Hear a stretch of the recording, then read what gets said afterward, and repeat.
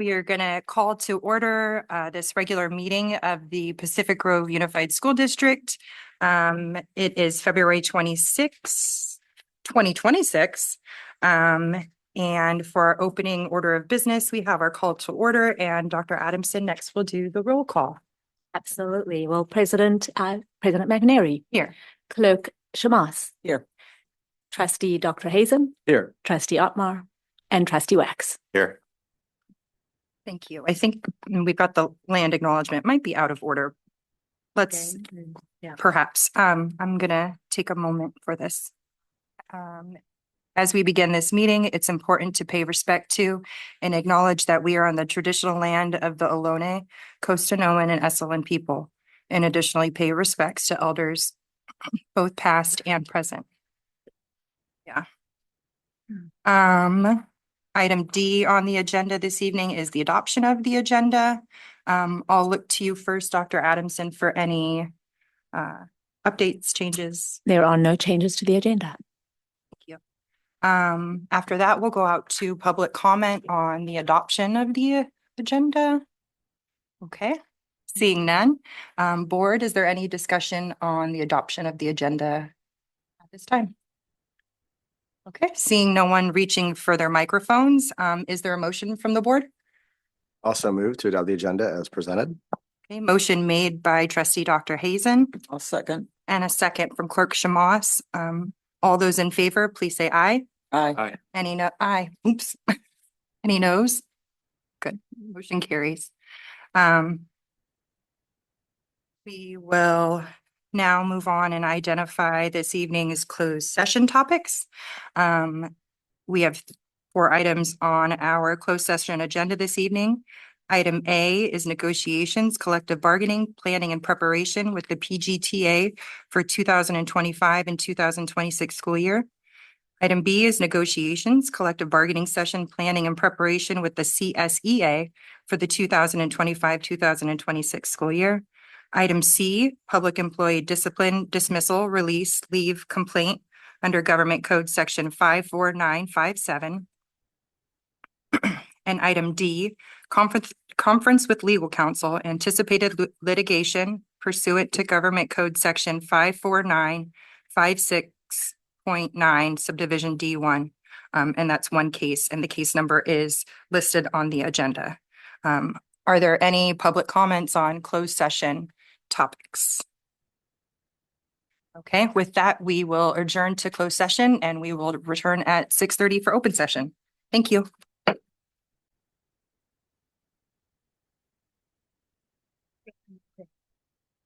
Yeah. We just do one. So we are reconvening in open session. This is the Pacific Grove Unified School District Board of Education regular meeting. Thank you to those of you who have joined us for this next portion of the meeting.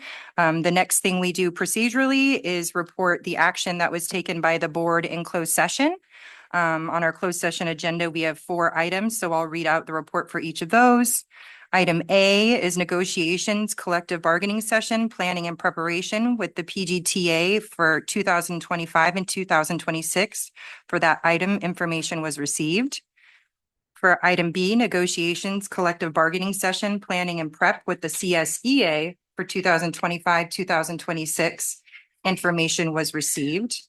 For item C, public employee discipline, dismissal, release, leave, complaint under Government Code Section 54957, subdivision B, information was received. With regard to item D, conference with legal counsel, anticipated litigation pursuant to Government Code Section 54956.9, subdivision D1, one case, OAH case number 202-602-0180. With regard to that item, information was received by the board and direction was given. We will now go to our Pledge of Allegiance, and Dr. Adamson, would you lead us this evening?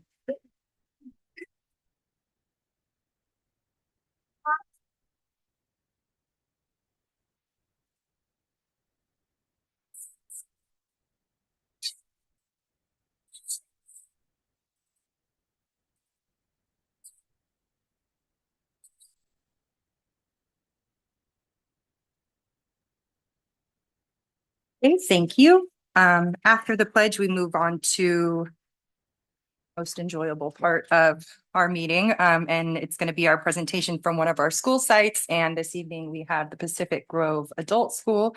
I will turn it over to you, Dr. Adamson, to introduce it. It is my pleasure to do that. I'm going to invite to the front Principal Barbara Martinez to introduce our parent champions. Thank you for being here tonight. And champions they are. Hi, Barbara Martinez, principal of the Pacific Grove Adult School. Tonight we are showcasing our family leadership series. We began last year. We're in our second year of our parent leadership series. Last year we won our award from family leadership for our parenting class. Last year we graduated 20 for the parenting partners class, and this year we have 16, I believe, parent champions who have gone through our workshops. And we're here to talk about each one of those and have our parents come up and tell you how important it is for them. We know that family engagement is one of the strongest predictors of student achievement. And when parents feel confident and equipped, students thrive academically, socially, and emotionally. The family leadership series, we have 3. The one we're talking about this evening is the Family Meal Challenge. And I'm going to let the parents tell you how awesome that challenge is. It really does focus on communication. It focuses on giving parents the strategies and the tools for communication. It focuses on technology use during meal times. And then we have our parenting partners and our Calm and Kind. The Parenting Partners is a 6-week class where we got our parent champions from last year, really through social, emotional, and practical tools to support their children academically, emotionally, but really focusing on their own behaviors and modeling for their own children. The Calm and Kind program focuses on the 3 essential areas. The first, understanding mental health and how it directly impacts school success and overall being. Second, helping children build self-regulation skills so they can manage emotions in healthy, productive ways. Through the Parenting Partners class, the one thing we focused on in self-regulation when students are having meltdowns, what's the one word that we learned was nevertheless, right? Nevertheless, you always come back to A, B, and C, but nevertheless, we're going to do A, B, and C.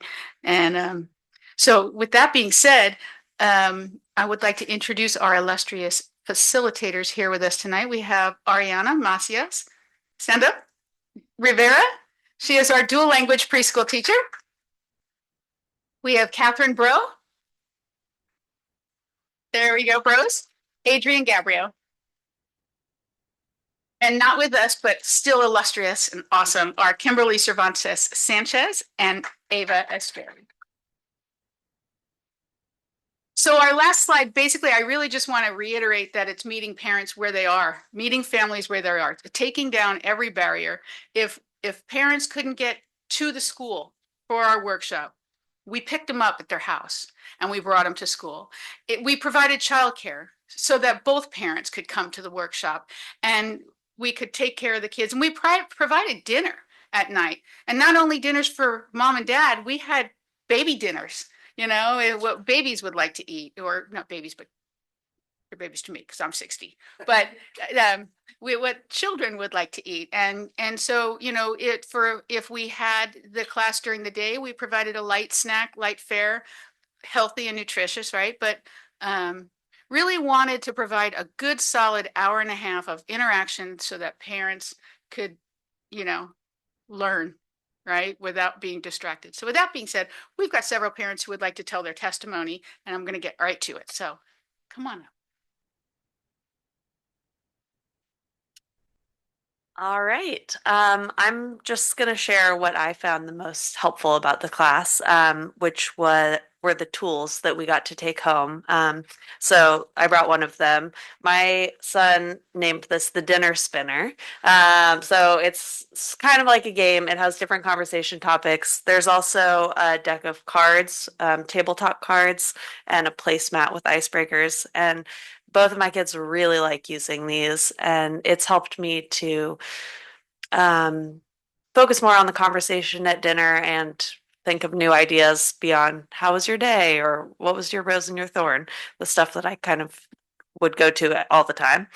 Um, and I have to say the class has made me more intentional about prioritizing family meals, keeping the table cleared of clutter and making time when we can all sit together. So the education was helpful, and especially these tools have been very useful.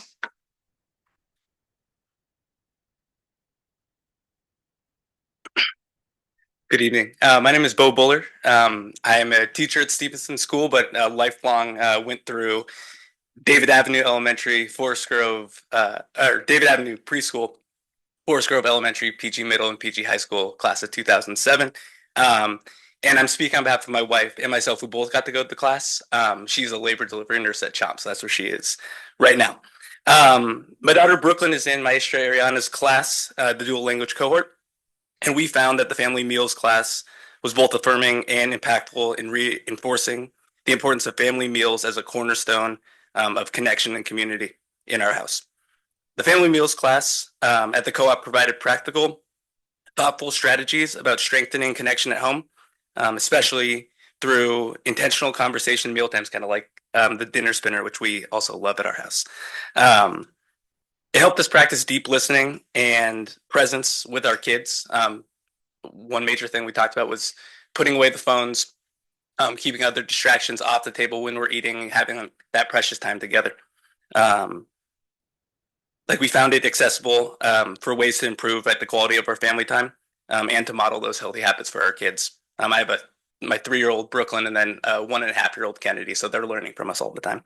I hope that PGUSD, with what Barbara's doing, continue to put these programs for all parents. I think it could benefit, the 18 or 16 of us that were there, but every single parent that's a part of the co-op could see immense value in this program as we continue to build a strong community and the values that bring people like myself who lived here, who grew up here, who gained a lot from being a Pacific Grove resident and brought me back to the peninsula. So just thank you guys so much for giving us the opportunity to do this and keeping PG the way it is, because it's the best place to be.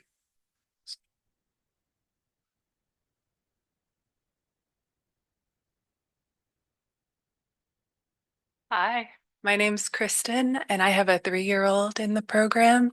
And before we went through the Family Meals Challenge, I would kind of stare at him during mealtime and think, what do I talk to you about?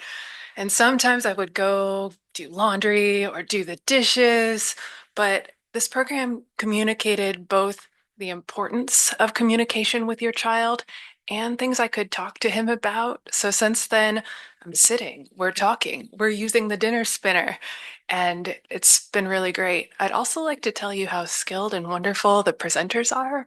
My presenters were Kimberly Cervantes and Eva, and they're both so good at communicating with parents. You really have an extremely strong resource that should be used in everything, any chance you've got to communicate with parents at any level.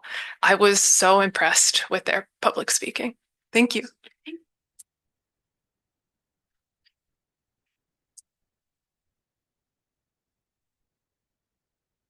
Hi, my name is Asina Zarate, and my daughter Alicia is in Catherine Bronze's class. She's amazing. Sorry. So the Family Meals Challenge was really helpful for our family. It served really as a great reminder of the importance of family meals. Um, as a parent of a 3.5-year-old, meal times are really, really a struggle, and they're a big battle in our house. And so hearing creative solutions to engage her at the table has allowed our family to have less of those battles and actually get to know her a little bit more and get to know my husband and I on a deeper level. Um, our daughter is super excited every night to use this spinner. Like she will run and grab it and set the table and be like, it's my turn to spin. And then also as a first time parent, I'm always worried about what to feed her and am I feeding her the right things? And so seeing the different nutrition options or what's best for their age group was really, really helpful. And it kind of took out the question of, am I feeding her the right things? Am I doing the right things? And also I have to say it's really invaluable to get to know the parents outside of the classroom setting and get to hear what are you doing? How are you handling dinner time struggles, or how are you dealing with like the nutrition aspects, and getting recipes from them has been amazing. It was just really, really helpful. And overall, I really think that this workshop should be implemented, especially into the program, because I think, especially now in this age, it's really hard to get time to like sit down with your family, but I think it's so invaluable and you can't get this time back. So I want to thank you and thank all the teachers too. Thank you.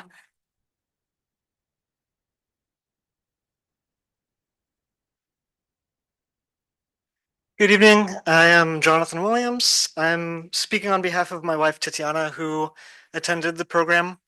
Unfortunately, I was not able to attend. Our daughter, Sophia, is 4 years old, and we are students in Mrs. Burroughs' class. And we found the workshop to be exceptionally valuable in not only changing our approach to our family meal times with our daughter, but also just with our relationship in general. There are a lot of strategies and approaches that we've sort of homebrew formulated on our own, trying to figure out what works for our family. And this workshop gave us a lot of practical strategies and information that validated some of what we were doing, reaffirmed that, and gave us that assurance so that we can have some more peaceful evenings, maybe not be so anxious about if we're doing the right thing or not. And it also gave us a lot more practical skills that we can also incorporate into what we were doing as well. And I would like to echo what Ms. Asina just said, that there's a special community that forms in these co-op classrooms. A lot of the parents are friends, our kids are playing constantly outside of the classroom. We do have these really great connections and conversations with each other, but I feel like this workshop really helped direct some of the discourse and opened up new topics of conversation that we don't typically have when we're just having fun outside of the class. So that was all very critical and vital to our, I think, success as a family moving forward. Thank you.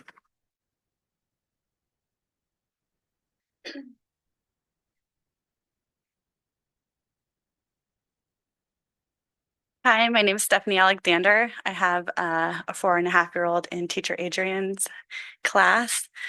I wrote something, so I'll read that, but I also just wanted to try to speak from the heart a little bit and just tell you that I can't say, I've written something, but I can't say enough about how wonderful this program is. I've worked in previous years, worked as a school-based social worker, and a lot of times we will get the kids when they're already having problems. And I love this program because I see it as preventative.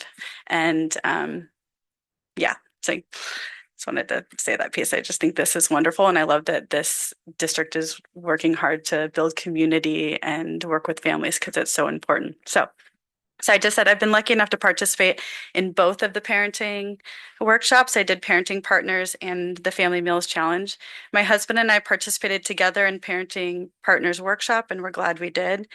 Participation in these workshops has increased our insight into parenting as individuals, but more importantly, it's led to more meaningful parenting discussions. The tools we learned in Parenting Partners have allowed us to be more conscious parents, going into the process with a plan rather than being reactive.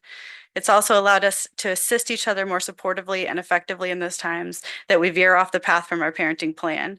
Parenting has become more of a team effort and a family effort, leading to more consistency and dependable structure in our home.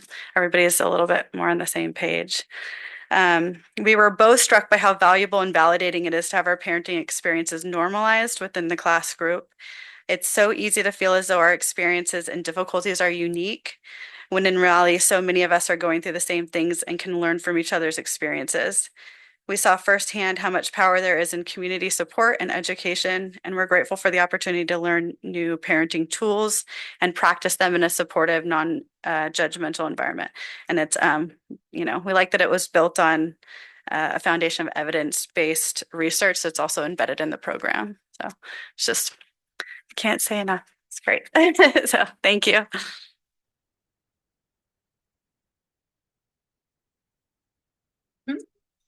If you want, come on up.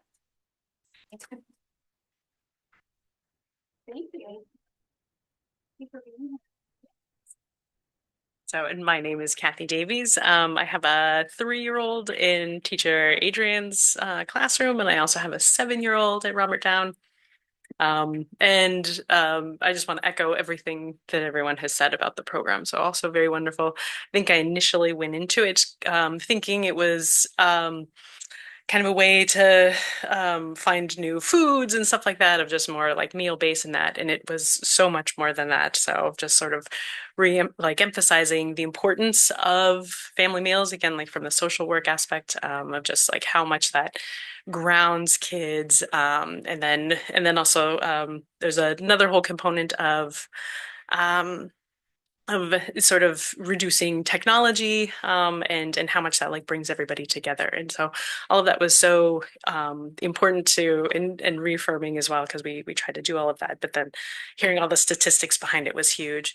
And just so many times within this, I just kept thinking, everyone needs this knowledge. Like, I'm so lucky to be hearing it with such young children, but I was like, everybody needs this information. Just such a simple thing of having like a meal, or a couple meals like throughout the week makes such a big impact on child development. So I thought that was huge. And I think, yes, that was mostly what I said there. So again, thank you, everybody. I'm so grateful that everybody came tonight. Just to let everybody on the board know, many school districts throughout, not just California, but across the country are using this curriculum. It is evidence-based and research-based, and so we are providing classes. We want to jump into the elementary schools. We want to jump into the middle schools. We want really all of our parents to be parent champions in Pacific Grove. So with that being said, if anybody's interested in taking these classes, if you're online and listening, just call the adult school. We'll get you on an interest list. And we're offering them, as soon as we can get 5 people together, right? So, okay, with that being said, thank you so much.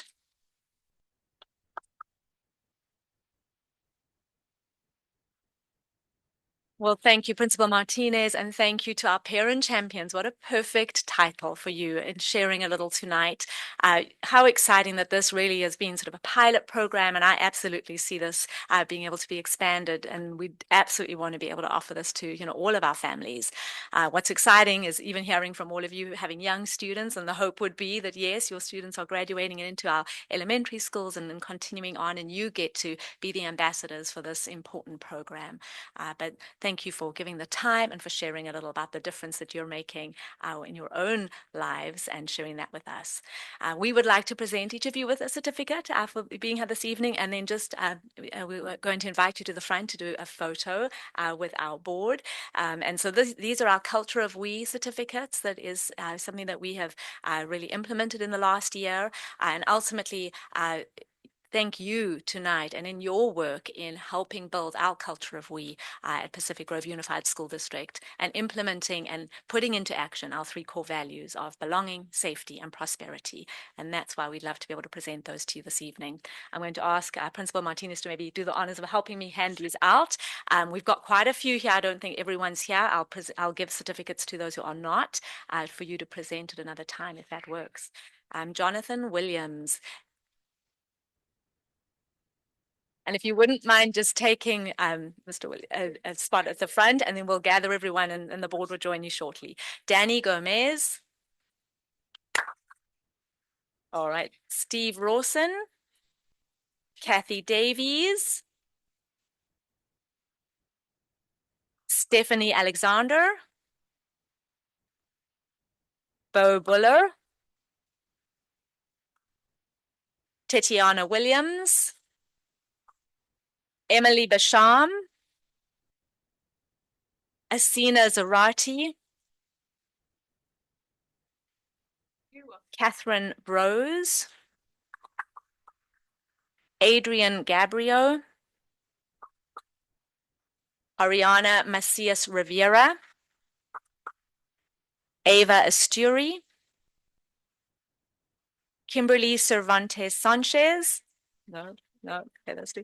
Mackenzie Leake, Kristen Childress, Natasha Bulla, and Zaina Mackenzie. Yep, there we go. And Ziana Bay. Zaina Bay. Oh, who are we missing? Oh, Rachel. We will get one done for you. Please come up to the front. Absolutely. I'm going to invite our board and assistant soup up to the front, please, so we can take a quick photo.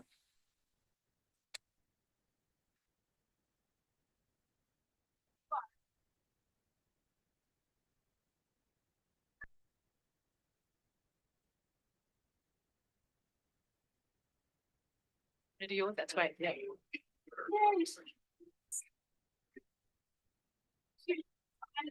Wow.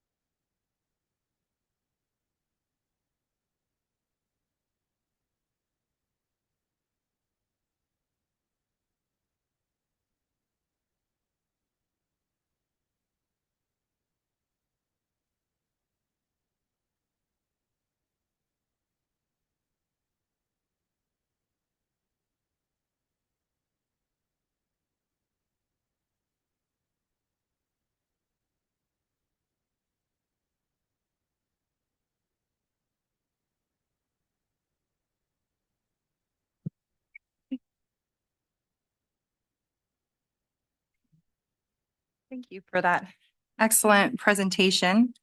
I'm excited to see it expand. I feel like personally, I would love to learn more about meal times and a dinner spinner and topics that might actually engage my teens anymore. So looking forward to the expansion. And just what a wonderful resource at the adult school. So thank you. We will move on to our communications portion of the agenda next. This evening, we don't have a student rep. I will begin with my written communications received and board, just so you're aware, I consolidated all emails regarding budget reductions because there were many. I got a total of 13 messages with regard to budget reductions. Some specific, some more general. I received other messages about a shortfall funding idea, message about varsity football coach search, parent input on program priorities, an email regarding extending public comment time for tonight, an invitation to a sober graduation fundraiser, a request for a silent auction item, an email about Brown Act aligned governance principles, a petition with about 90 signatories called Don't Cut the PG School Library, an email about financial concerns, an email about online driver's ed at no cost to the district, an email making us aware and congratulating the PG boys varsity soccer team on an unprecedented, amazing season, an email about ed tech's concerns, an invitation to the Jared Cooney Horvath book club, an email about a shout out for data meetings. And if there's anyone else who has additional, feel free to add to that list. Yeah, I just had one about volunteer drivers and district liability, and then 2 emails regarding an absence. I'll just say. Thank you. Anyone else? Yeah, there were emails that everyone got about about the budget, and I just wanted to apologize if I spoke about digital learning or Spanish or librarians as being less than or anything like that. That was from a teacher, and that was not my intent. And then the decorum in one of those emails. Oh, never mind. That was about the same thing. Okay. Anything additional from other trustees? Just that I think everybody got the today from Karen Brown, former school librarian. Oh, thank you. Yes. That was under That my was budget today. reductions. Yeah. Yeah. Oh. All of the budget related emails that we've received. Thank you for including that. Any additional messages? Okay. With that, we've got a full meeting this evening. And I think we'll have a lot of engagement. So I am going to defer to the agenda. If there are any other trustees who would like to make comments, please feel welcome. Trustee Hazen? Yeah, and I'll apologize for taking the time, but I did want to just share because it's sticking with me a little bit. But after school today, my daughter came home. It's a little bit of story time with Elliot right now. Without us even knowing, decided to bake cookies for the family. She made them half chocolate chip and half without because her brother doesn't like chocolate. My son took a bite and he smiled and told her they were even better than the ones her mom or dad make. And for those of you, you can basically see her confidence grow in that instant. And it just struck me how something so small, a few sincere words of encouragement, which most of you probably can recognize is extremely rare among teen siblings, can really mean everything. And so in a world that often feels heavy, complicated, difficult, over technologied, these moments of gratitude and affirmation really remind us, why we're here, why our work matters. Because when we do choose to build each other up, even with difficult decisions, especially our children, we really do give them confidence and help them believe in themselves in ways that can last a lifetime. So sorry for the story time, but I couldn't get out of my mind, so I wanted to share. Thank you for sharing. Any other trustees wishing to make board comment? Trustee Shamos. Yeah, I would just like to congratulate Barbara Martinez on championing this program. And, it's so nice to see the reward of people who are, feeling appreciative of it. So thank you.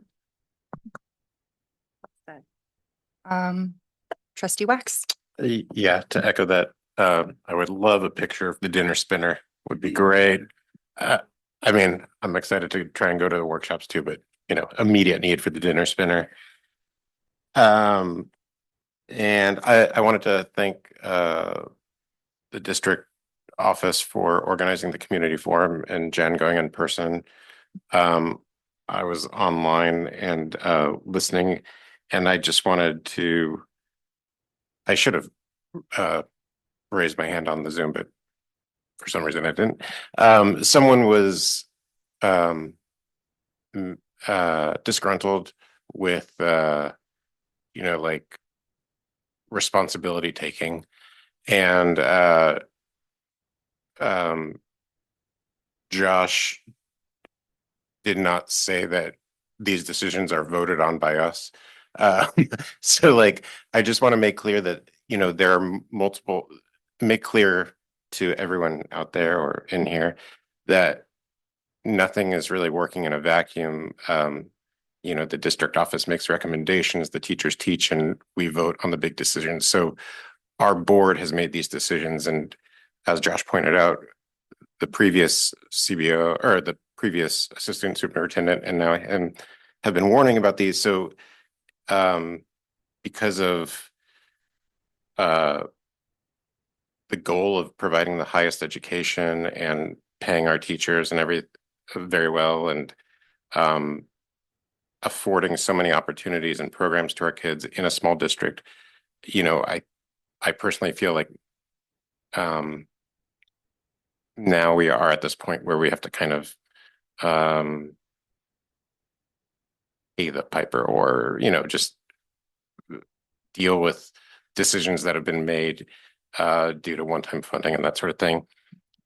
So all that is to say that it wasn't Josh or Dr. Adamson making these decisions in the past by themselves. It was our board and us, and our community in some ways. There was also a comment from a parent who has been here before, and I apologize, I don't know your name. And she was like, at the library, she was like, I hope I'm not here next year. And I agree. I hope we're not there next year having a similarly themed forum. But these are like thousands of people involved, both as students and workers, and it is messy, especially with funding, especially with precarious funding. Um, so I think I think the fact that we find ourselves here isn't, I mean, it's not ideal, obviously, and it's not what I wanted. Um, but it's not abnormal, and really any sort of managing of a bureaucracy, and especially one that is in public and has votes, is going to be messy, I think. So I like totally feel for that parent and agree, but I just want to also like say that everything's messy. And that's it. Thank you for those comments. Seeing no further board members reaching for their mic, we can go on to the superintendent report next. Thank you, Dr. Adamson. Just a few, announcements and sort of celebrations over the last few weeks. We celebrated Kindness Week during February, and it was just been neat to see our campuses celebrating and inspiring, our students to really to show and demonstrate in a variety of different activities how they can show up for one another and express kindness to each other. I think ultimately these moments reinforce the culture that we are building, and it's grounded in empathy, connection, and compassion that extends far beyond just a single week, right? I know our staff and our principals are constantly inspiring and encouraging our students. It's not just, we don't show kindness 1 week of the year. Let's see, I was really fortunate to be able to attend a training that was offered this Monday evening earlier this week, and that was also attended by President McNeary. Just specific, it was offered by the county office, specific to budget planning, but also really good information regarding Prop 98. So again, just that reminder of just those wonderful services that our county provides and for us to take advantage of.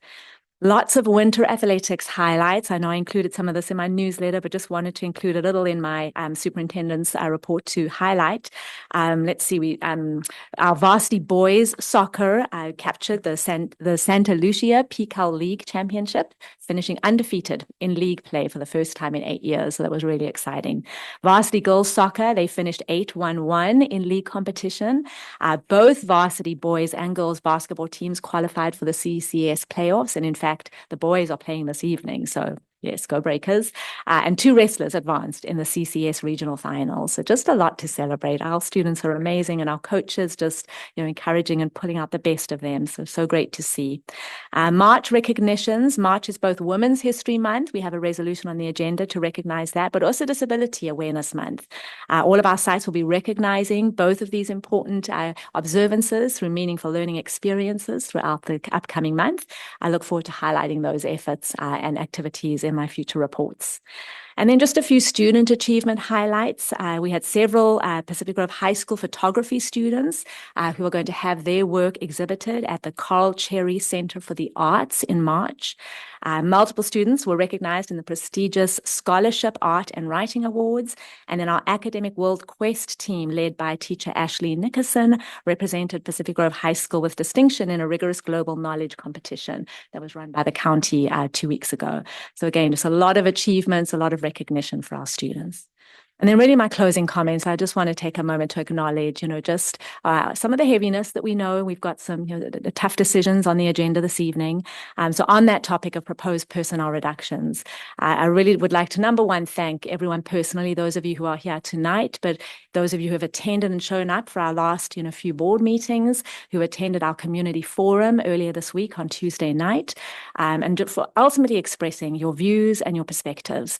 What's comes through in all of these discussions and hearing everyone, the emails that we receive, is that how clearly and the number of people, how clear it is, and the number of people who are passionate about our students, who are passionate about this district, who care deeply.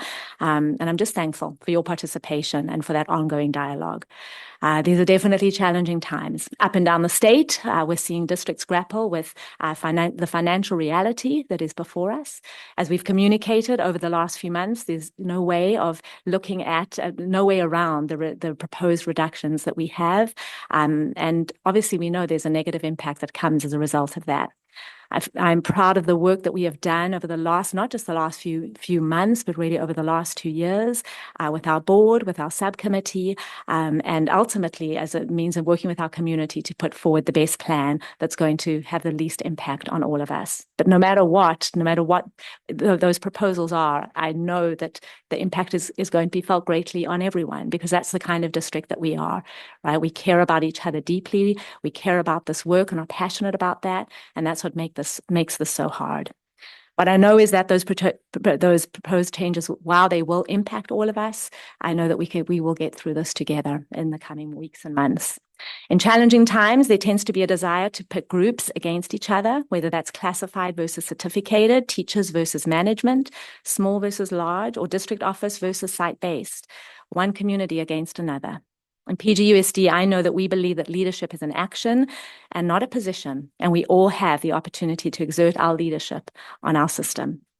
What I want to commit to all of you tonight and ongoing is that you have my commitment that I will continue to lead transparently, honestly, and positively, even when times become difficult. I remain committed more than ever to this incredible district and so proud of the people we get to serve. And I'm committed, and that commitment includes protecting and continuing to build our culture of we and ensuring our 3 core values remain at the forefront of all that we do.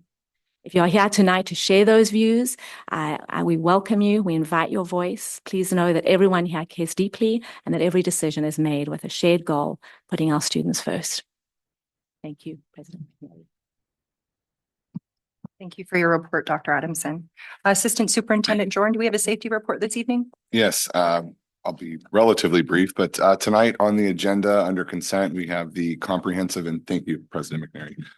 Comprehensive school site safety plans are on the consent agenda for board approval. Just a quick summary for those online in the room that may not be aware of the process. Every school year, districts in the state of California are required to review, update, and formally approve their comprehensive school site safety plans. We call them the CSSPs. I might say that a few times. I like acronyms. And we certify those plans with the County Office of Education, which we have to certify by March 1st. This is an important annual responsibility of this board, as well as the County Office of Education, as we certify to the state of California that we have these plans in place.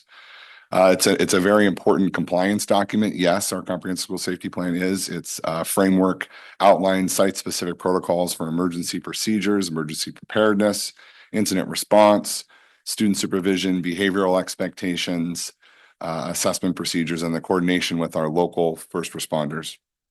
In California Public Schools, the development and annual review of these plans is a collaborative process. Each school site engages in school site council by reviewing this plan, providing input, and ensuring it reflects the unique needs of each campus within our community. In addition, the plans are shared and reviewed by local law enforcement and our local fire authorities prior to the board approval. That partnership helps ensure alignment with community-wide emergency response protocols and strengthens the coordination should an incident ever occur. I want to acknowledge the time and care our site administrators, staff, school site council members, and local public safety partners put into this work. School safety is the foundation to student learning and staff well-being. Bringing these plans forward tonight reflects both our compliance with state requirements and, more importantly, our continued commitment to maintaining safe and supportive learning environments across all of our schools for our staff and our students. And that's. Thank you for your report. The next item on our agenda is individuals desiring to address the board. So public comment on non-agenda items, and there will be discussion on the budget item later. So if you were online or present to comment for that item, please save your comments for when we get there. This is going to be public comment on non-agenda items, and I'm just going to read our little spiel that we do every time before we take public comment. And that is to let everyone know that public comment on any item of interest to the public that is within the board's jurisdiction will be heard. The board will also take public comment on each specific item prior to board action. Any individual wishing to comment on a specific item, as I said, are kindly asked to wait until that item is discussed. The board will allow reasonable time for public comment on each item, not to exceed 3 minutes per speaker and not more than 20 per agenda, per board policy. Just a reminder that this is a meeting of the Board of Education, and it's a business meeting conducted in public, and that the Brown Act limits the board's ability to respond to public comment. If there are any individuals desiring to address the board online or in person for public comment, feel free to go up to the podium this evening so we can see how many people want to contribute to the conversation. And then looks like just one online. We'll go to that commenter to online. Who's up first? Director Alkaze. Okay, Brian Swanson, you have 3 minutes on the floor. I hope everybody can hear me. I will not take up my 3 minutes. Esteemed board members, Dr. Adamson, Assistant Superintendent Jorn, thank you all so much for your hard work. I know these are hard times, and I appreciate, and I think I know the entire community appreciates the hard work that you're doing. I will leave that to you guys for the rest of the evening. I wanted to jump in real quick, though, and also thank Barbara Martinez and the entire PG Adult Ed crew. For the last couple of months, I have been attending a German class at the adult school, and so I'm a student again. And I love so much that we have this in our community. And that's kind of really all I wanted to say, was that it's like most communities don't have this. But we do. And it's worth celebrating. And we wouldn't have it if it weren't for all of you and a community that supports it. And we've got 12, 15 people in this class every Monday doing our best to sprechen Sie Deutsch. And we're having the greatest time. I hope it continues. But I wanted to thank the board, and admin, and Barbara in particular for keeping this program going, because it is just wonderful. And I think it's one of the things that makes Pacific Grove so great. And so I will shut up now and let you guys get on to business. Thank you so much for all you do. Thank you for those comments. We have one more commenter online. Nadine Roldan, you have the floor in 3 minutes. And if you are on mute, you can unmute. We cannot hear you in the room. Yeah, sorry, I just unmuted. No worries. I am legally blind, so I just ask that if my 3 minutes goes 30 seconds after, please allow me, as it takes time for my eyes to adjust to what I wrote. Thank you. Good evening. I'm speaking tonight about consistency, accountability, and whether the culture being promoted is truly being practiced. We consistently hear about the culture of we, belonging, safety, prosperity. But culture is not defined by a message. It is defined by action. Earlier this school year, as you all are well aware of my countless emails, a student reported an online threat. Families expected urgency. Instead, they experienced silence, and the school chose to, quote, sit on it. Meanwhile, tensions escalated during the shoe game far beyond normal rivalry. Players were spat on, sexually explicit remarks were made, and my own son was literally punched in his privates multiple times with countless video. The response was a sportsmanship video produced months later, framed visually, one school against another, rather than unifying. And yet, the same season, the same team or varsity football received the LG Bellagio Sportsmanship Award, selected by county coaches. Our students are modeling leadership and character and a level recognized by others.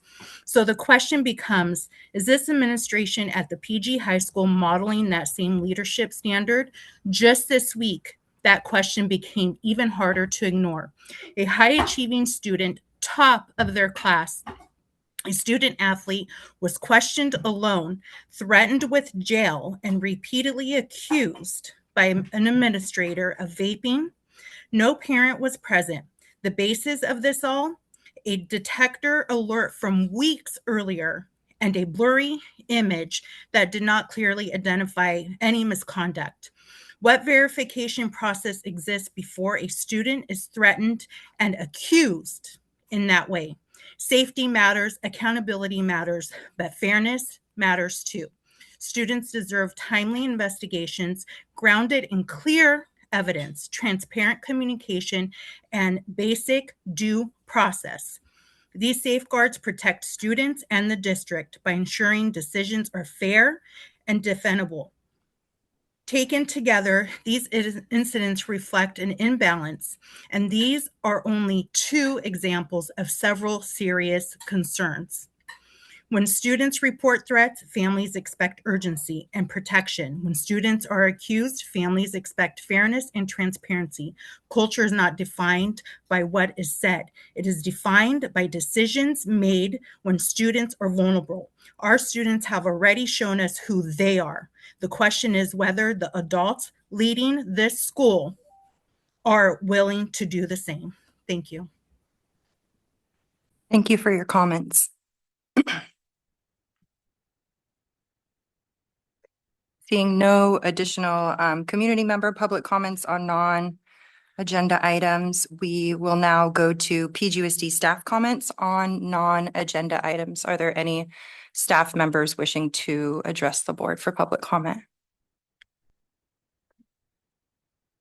Okay, looks like there are no hands up and no one approaching for public comment on that item. The next item on our agenda is the consent agenda. Items on the consent agenda are considered routine and or may have been discussed at a previous meeting. There is no discussion of these items from the board prior to a vote unless a board member specifically requests the item be pulled and removed for discussion. Each item on the consent agenda approved by the Board of Trustees shall be deemed to have been considered in full and adopted as recommended. For the board this evening, we have consent agenda items A through J. I will first go out to see if there is any public comment on the consent agenda as it's presented. Okay, seeing no one. Board, any discussion with regard to the consent agenda? Any trustees wishing to pull or? Quick question. You said J. I only see I on mine, so I just want to make sure I'm not missing an item. Ooh, am I looking at an outdated agenda potentially? Wait, can you tell me what you? Through I, A through I. The last one is the approval of CSBA board policy updates, November 25 and January 26. I have that.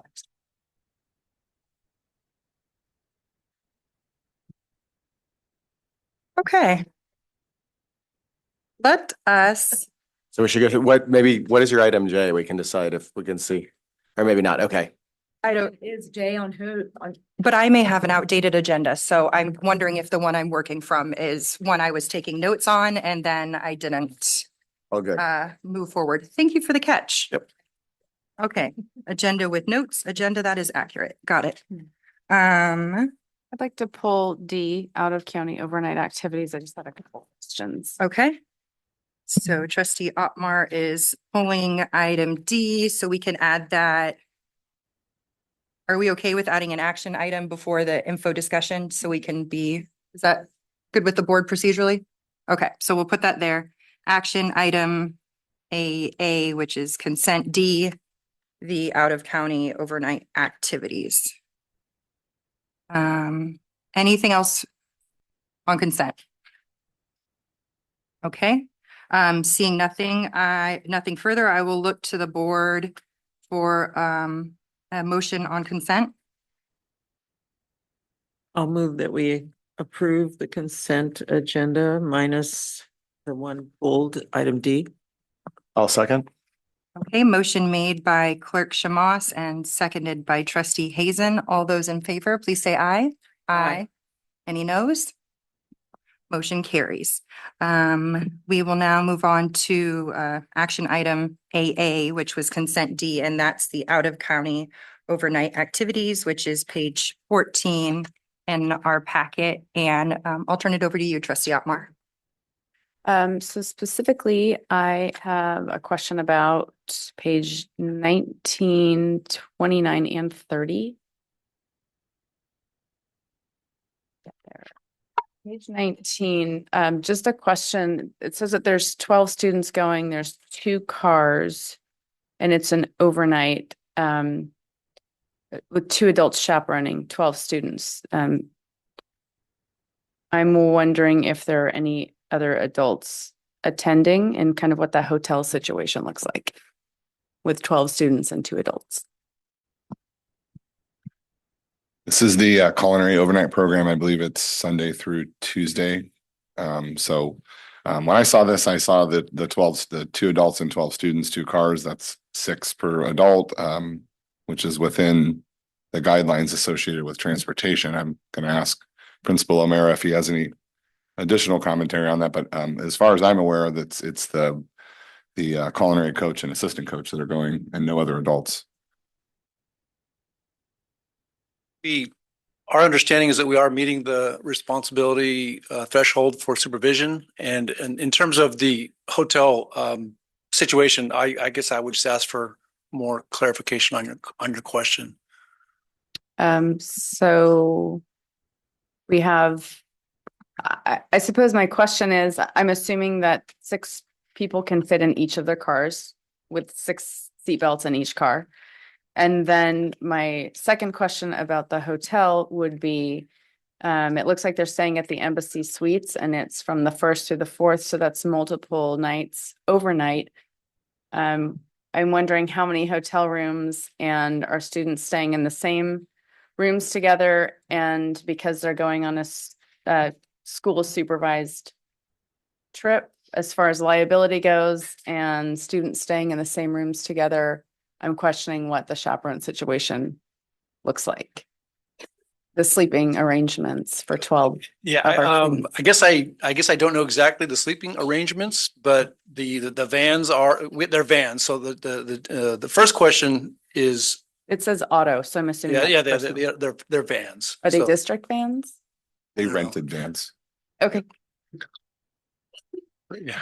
Yeah, I would suppose. I just want to make sure that, of course, there's enough seatbelts, but I'm just wondering about the hotel situation with 12 of our students. If somebody could clarify that. Jill, is anything else submitted? I don't mean to put my assistant on the spot here, but okay, we're looking it up.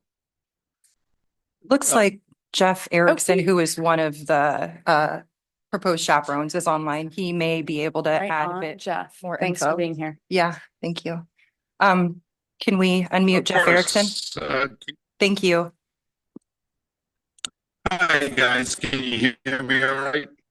The reception is a bit spotty, but we'll try. All right. Thank you. I'm actually in the culinary classroom where it's a little sketchy on my personal phone. So we have, I believe, we have 2 vans, 8 seats with 8 seatbelts in each van. We have 2 drivers. The room situation is we have 5 rooms rented for the 12 kids total. One of his children is actually our own son, and he'll be in one of the rooms with us.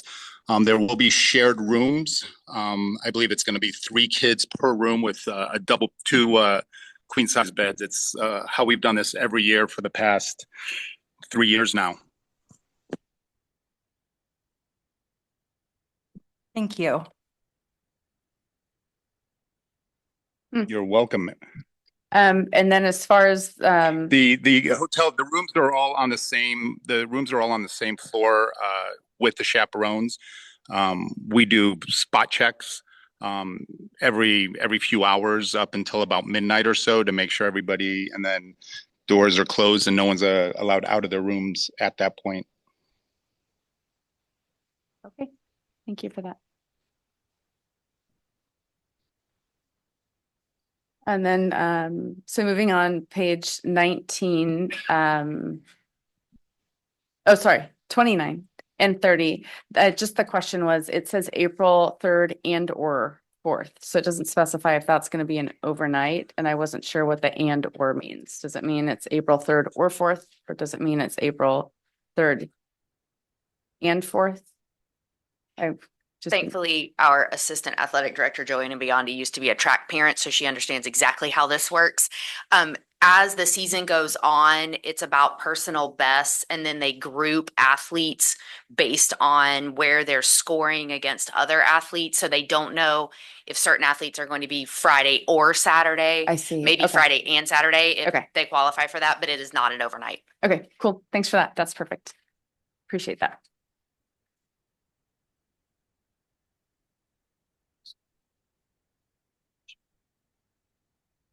One more question about page 19 is there are consent forms signed by all the parents releasing the district for liability, correct? About the overnight?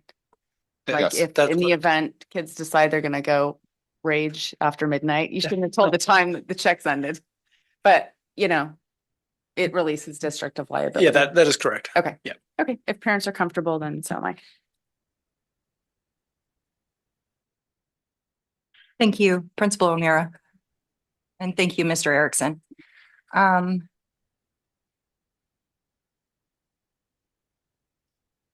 we supposed to do public comment on a pulled consent item? So I will. I think I just wanted to figure out what we were going to talk about, so we knew what the consent item conversation was going to look like. Thank you for mentioning it. Is there any public comment on the out of county overnight activities item, which was consent D? There is. Okay. Casey Aliotti, you have the Thank you. floor. I had raised my hand because I didn't realize that Jeff was online as well, but I just wanted to I was going to try and clarify just my own daughter's prior experience on that field trip last year. That it was, she had an amazing experience from what I understood and was told directly by her as a physical in-person participant that that all of those things exactly transpired as he said. They were really long days. They got in really late and then got up very early in the morning. But she did verify to me that, they were checked on, escorted to their rooms, woken up in the morning, had breakfast together, went from the venue back and forth. So I didn't know he was online, but I just wanted to at least try and help alleviate and answer questions if I could. So thank you. Thank you for their comments. And I just would like to add to the Ericksons, just thank you for everything that they do for this district. And by no means did my pulling that item hopefully did not make anybody feel uncomfortable at all. It's just simply district liability. Wanted to make sure that all of our bases were covered for that. So thank you, Jeff and Imogen, both. Thank you, Trustee Otmar. With that, would you like to make the motion? Sure. I move to approve all items pulled on consent AA out of county overnight. I'll second that motion. And we'll go out to the board. All those in favor? Aye. Aye. Any noes? Okay. I turn that on. That passes unanimously. Next, going in order of the items on our agenda is information discussion and presentation. Item A is requested district staffing information. Dr. Adamson, I believe this is your presentation to start with. Okay. I'll turn it over to you. Thank you. Myself and Chief Rogerman, but I am starting us out tonight. So, all right. Well, this is really an informational presentation. It is information that we are bringing forward as requested by the board at our last meeting. There are three components of the presentation. The first is really offering a comparative study looking at our district office staffing. And really, there was a request for just a deeper dive into the positions and the number of staff we have and hold and, how those positions are staffed at the district office. A second would be we'll be providing an overview of new positions added. We are looking at the past 10 years. Again, that was a request that came from our last meeting. And then there was discussion at that last meeting about the Fiscal Crisis and Management Assistance Team, otherwise known as FICMAT. So I'll be providing a little bit of follow-up information on that as well. Before we start, just moving on to the first slide. Thank you, Mr. El Ghazi. I think just, what we're hoping to really communicate through this between myself and Chief Rogerman is that, when we're looking at decisions and staffing that has occurred over the last 10 years, and even when we're looking at our district office, that really, what we're wanting to convey is that students remain at the center of every one of our budget decisions and every one of our staffing decisions. When we're looking at the district office, I think definitely a theme that you'll see coming through is operational stability is critical, because that's ultimately how we are able to support our school sites, support our classrooms, our staff, and our students. And then really, when you look at the district office growth in particular, over the last 10 years, you'll see that, in new positions that have been added, that definitely there's a preponderance of and a higher percentage of those positions having actually occurring at the school site. So that's really what we're hoping to convey to you. All right, moving on to the next slide. I really think that, to get a full picture when we're looking at the district office, I'd like to just take us back to really when I began and came on board as superintendent back in November 2023. And I, began by doing listen and learn sessions. I really wanted to take the time to meet with staff, to meet with our community members, our parents, our students, and really get a strong idea of, what Pacific Grove Unified School District is all about. And that was wonderful because there were a lot of celebrations, but also gave me an idea of where, areas were needed for focus. I started with our district office staff, that was, and our management team. And I think as I, engaged in those conversations, what really became clear was there was a strong sense of just burnout amongst the staff that were present. We had new people in many of those positions, a new cabinet leadership. There had been a lot of high turnover. What I was hearing, a theme that came out of the conversations I was having with staff, was really the sense of that they were so stretched, in the roles that they were playing, that they were carrying, and really the sense of low morale, but also, just the sense of, not being able to maintain, that level of work. A lot of overtime needed, a lot of, additional support having to be brought in to support the roles. And clearly what came out for me was that there was a needed priority on stabilization at the district office. We move on to the next slide. I think really going back to April of that same year, what I learned as well, coming into my position, was that the board in April of 2023 had actually requested for an audit of our human resources department. And the district had gone ahead and contracted with School Services of California to actually do that audit. And, those results were available. We presented on those, early on in the year of 2024. But what that audit, actually identified was through their observations and through, they're looking at, all of the various departments, obviously focusing specifically on HR, was, their ultimate recommendations was that human resources was understaffed with, at that time, it was a 3.4, FTE equivalency. What came out of that in looking at the report was, definitely they identified that same thing, that risk of burnout and compliance gaps. And their recommendations were to expand to a 4.0 FTE in that particular department, as a means of also helping support all of the other departments and how everyone worked together to cover all of the, increasing, workload and roles at the district office. It wasn't until the 24-25 school year that we were actually able to realize some of those recommendations. And one of them, as you will recall, is we were really able to reclassify that director of human resources to the chief human resources officer. And there were additional reclassifications that occurred. And one of them was expanding what we had at that time as a 0.5 personnel technician to a 1.0 FTE, and a reclassification of one of the personnel specialists to an administrative assistant. And again, those were all recommendations from the audit that we were actually able to realize at that time. In the year of 24-25, there were additional, opportunities for us to look at operational systems and really look at additional gaps. In the area, in the business department, we, had 2 payroll specialists were in place to replace, just really, a lot of the overtime that was taking place. We had a vacancy in that one of those positions for a period of time, and we're having to bring in additional support to cover, the workload that particular, role entails. Payroll is also responsible for all of the benefits and, documentation and recording.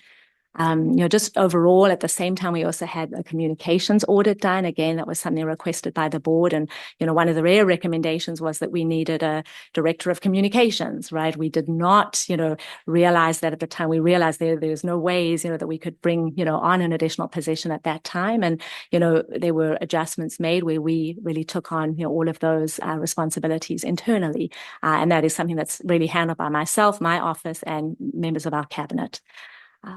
During that year, there was also sort of a recommendation to expand some of our assistants in our student services, HR, and ed services departments. All three of them only work 9.5 months, but we chose to not move forward with that. And really what we're seeing is our executive assistants in three of our departments, help support those needs when those assistants are not present during the year for those additional, 2.5 months. So really, I think the message here being that we are here, 2.5 years in, at a point with our district office, we are actually being able to experience sort of 1.5 years of, fully functioning district office, being able to fully provide support. When I first started with this, there were really a lot of information from our sites of that concern of, a delay in the ability for district office to respond to the many needs.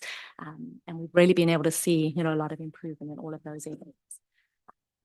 What I'm going to ask, Chief Rogerman to present next is really just a comparative study. We've had, members of our HR department who've been able to look into how we compare to other districts, as with a total of 23 staff at the district office. I know that can sound like that's a lot, but in comparison to what? And so it's my pleasure to ask Chief Rogerman to share some of that research that we've been able to find. Dr. Adamson, thank you so much. It's my pleasure to stand here and talk a little bit about district office staffing, and hopefully through this conversation that we have the ability to shed a little bit of light on how the district office is staffed, so that the trustees as well as the public can better understand the approach that the district is taking towards staffing the district office. The charge that we received from the board was to look at the districts that were similar in size to our own and do a comparative study with how the district offices are staffed. So the process that we went through was we looked at districts that had between 1,200 and 2,500 student in enrollments. And then also we wanted to find districts that were structured in a similar manner to us, meaning that they had similar departments to what our district has. And so we chose a combination of districts that we use in our collective bargaining agreements for comp studies. And then also we chose districts that aren't part of those comp studies, just so we could get a little bit of broader view statewide of how our district offices staff in comparison to those in other districts. And so what you see here is a total of 10 districts, one of which is ours, and then we have 9 that we did a comparison with. Just for a little bit of reference, when we're doing comps in our CBA agreements, we have about 6 districts in one that we do comp studies with, and 7 in others. So what we wanted to do for the public tonight was give a slightly expanded view of the comparisons. So the first chart that you see is just the total number of people that are working in the district office staff. And I want to commend our own HR staff because this information isn't readily available like in any kind of chart or data that you can just download. So our team went to the specific sites. They counted up the number of people that were on the district roster as far as the district office goes. And then they also went to each one of the sites that were listed among the schools or the different sites in the district and counted the staff members there.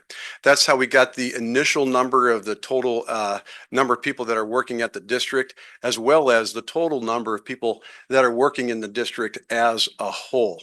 So after that legwork was done, then there was follow-up calls made by our department to verify the numbers, just to make sure that we were sharing with the public the most accurate information that we could. We had 6 of the 9 districts that were able to respond to us and verify the numbers that we had done. And so that's kind of the vetting that this information has gone through.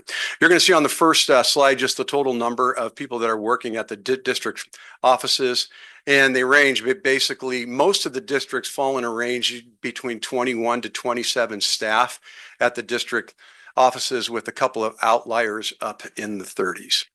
Next slide, please.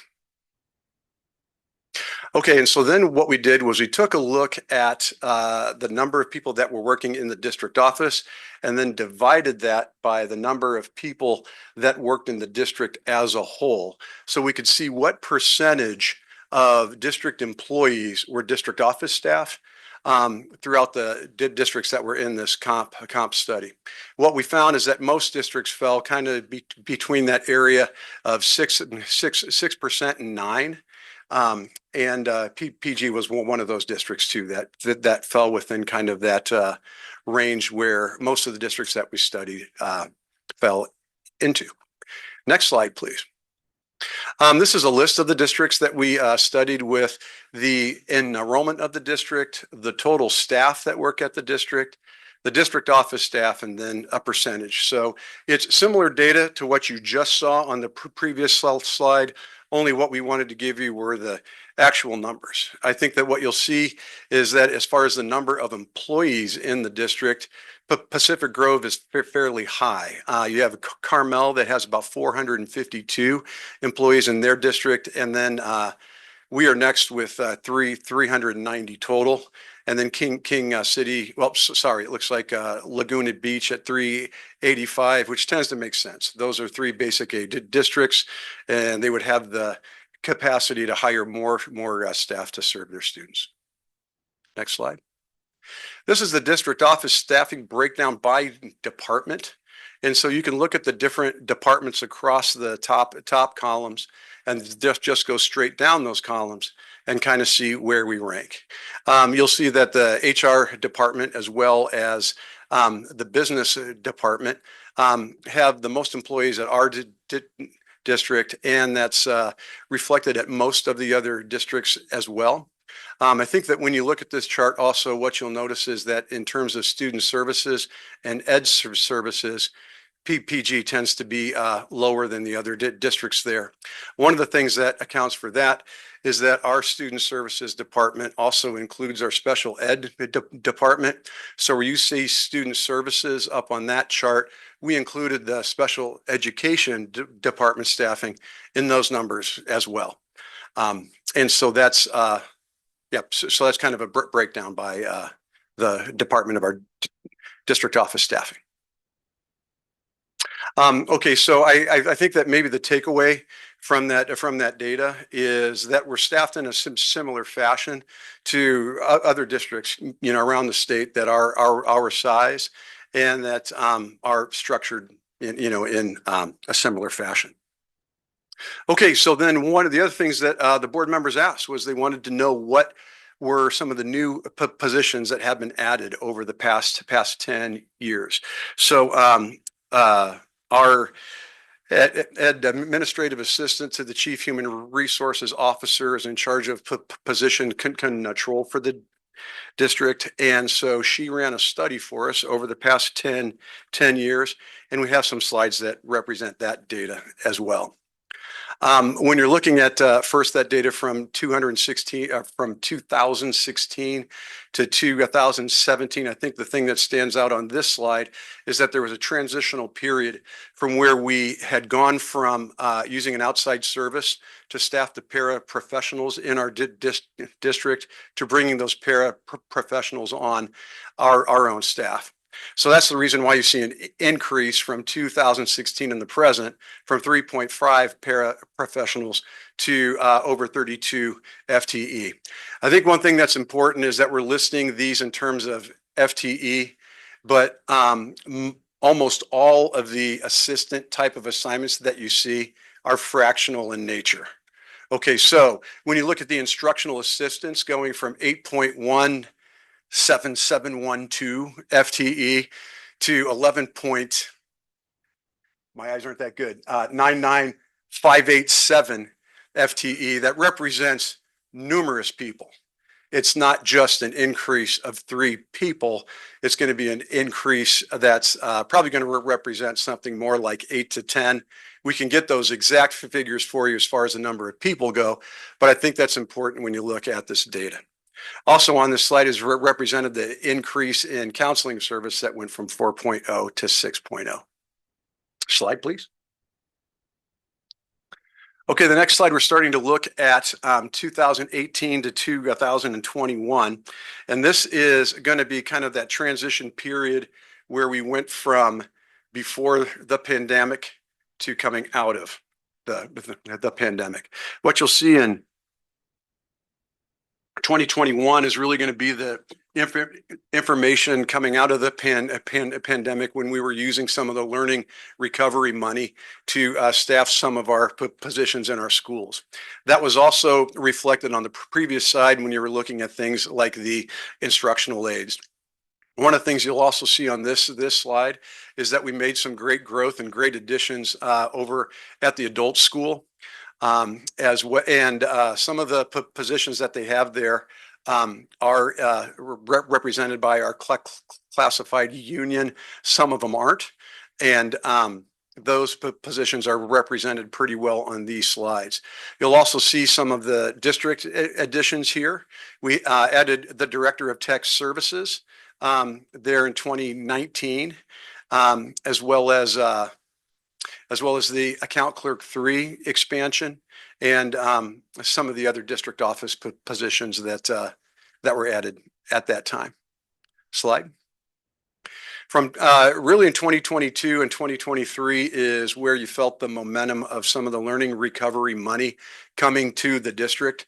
And so there was some expansion throughout the district using not only that funding, but the funding that was freed up because that was able to absorb some of the costs that normally would be funded through the general fund. And so here you see some of the expansions at the sites, such as the mental health therapists. That's where the elementary Spanish teacher was brought on board. And then you'll also see some of the expansion that was occurring at the district office too, and especially in the area of maintenance with our grounds and maintenance 2 positions coming on board at that time. You'll also see that the personnel technician was added at that time. It was a 0.5 position to help us make sure that we had a receptionist, someone that could function as a district office receptionist for everyone who came in throughout the entire day. The next slide, please. And then from 24 to 25, that are basically the positions that have been added since the fall of 2024. And you'll see that we had the ability to add some teaching positions at the site due to some targeted funding. And then we also we also added a transportation specialist as our bus driver crew filled out to come completion. We had gone a long time, years, without having a fully staffed transportation department. When that transportation got fully funded, we brought back the transportation specialist so that they would be able to coordinate the needs of the district. And what we've been able to do is satisfy the transportation needs for field trips and for sports on a much more complete basis than we had been before we had those drivers present. The rest of the positions, I don't need to sit down and read the slide for you, but you can see kind of where they were made. So when you look at if you look at the positions that have been added at the sites as well at the district office, slide please. You're going to see a consistent focus on sites and students first, and then the district office at a much smaller extent. It's interesting in that the district office staffing in comparison to our staffing district wide came out at almost the exact same percentage, that it was 5.89%.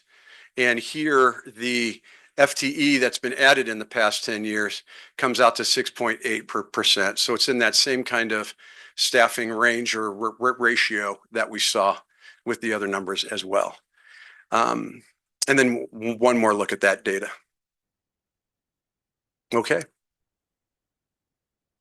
And then you can just kind of look at this table, and it's going to show you kind of a year by year addition of FTE and where that FTE was located, whether it was at the site or at the district office.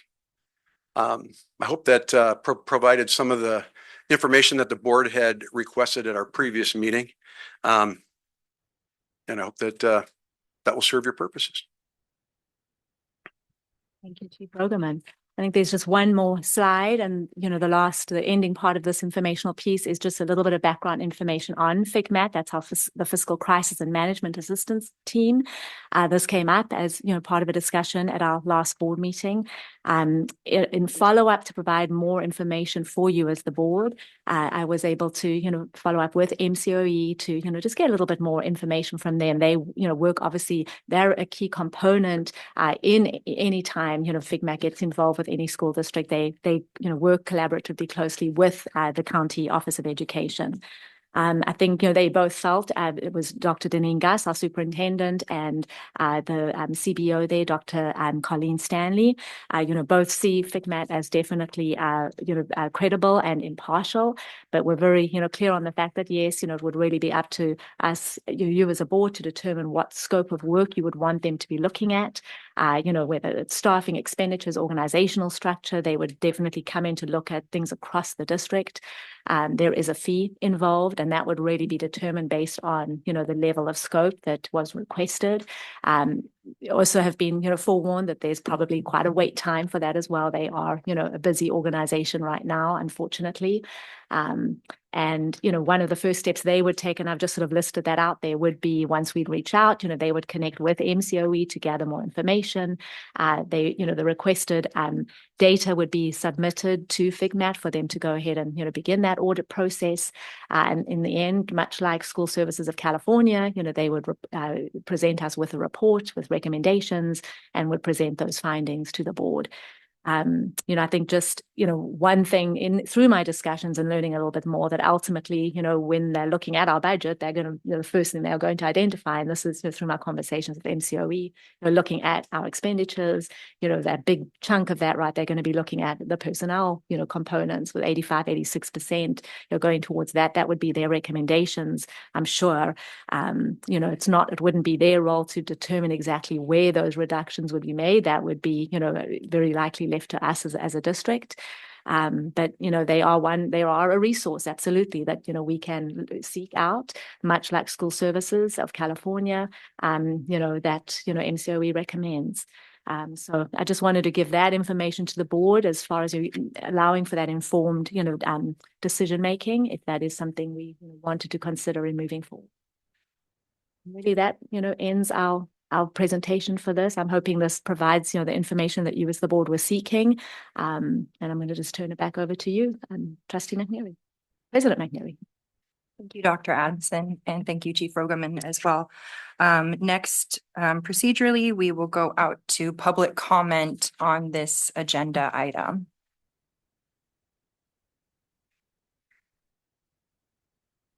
I don't see anyone approaching the podium, and I'm getting the sign that there are no hands online.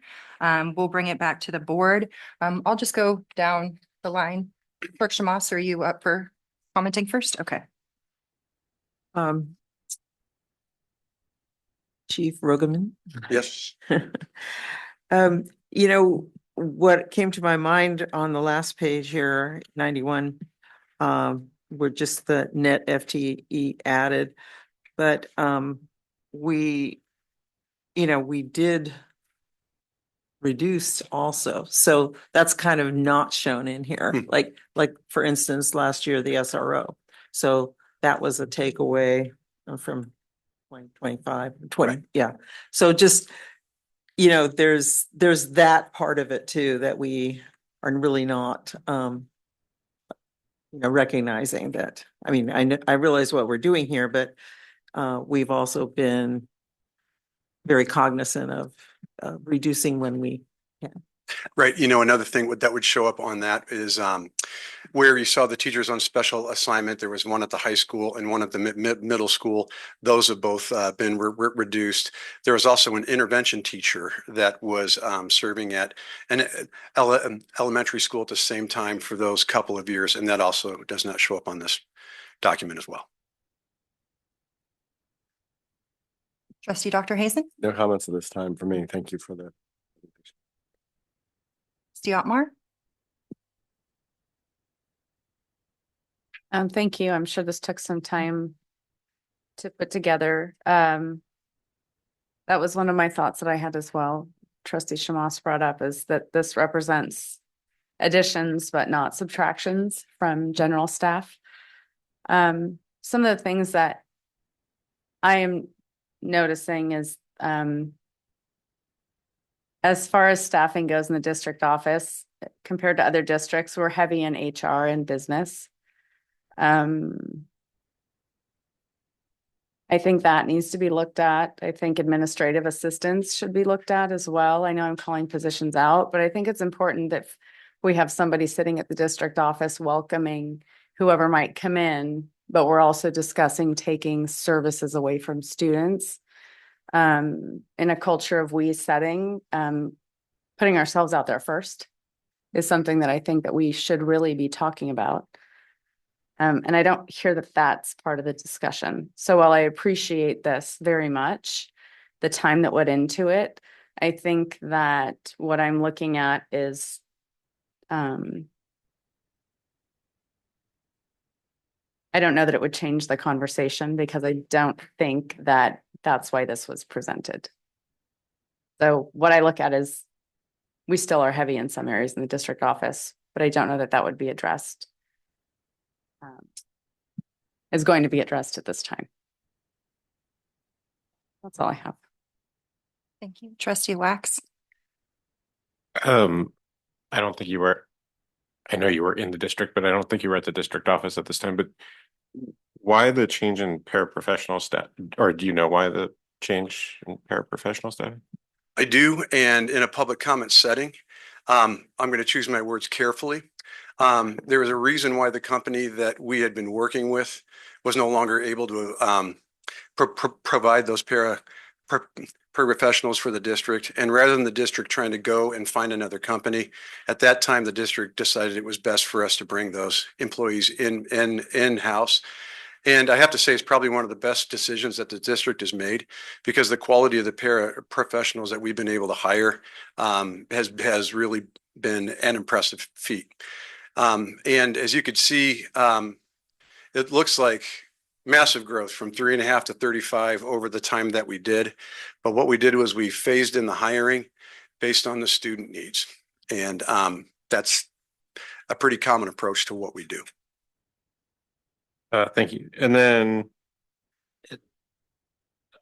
obviously you don't have to do this right now off the top of your head, but I guess it would be good, or at least for my own education, to see or denote which positions were funded with one-time funding.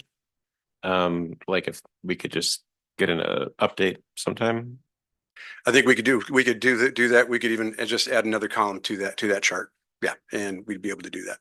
And then I know that I'm going to mess up the acronym. The COMMET. Is that okay? Risky, especially for school.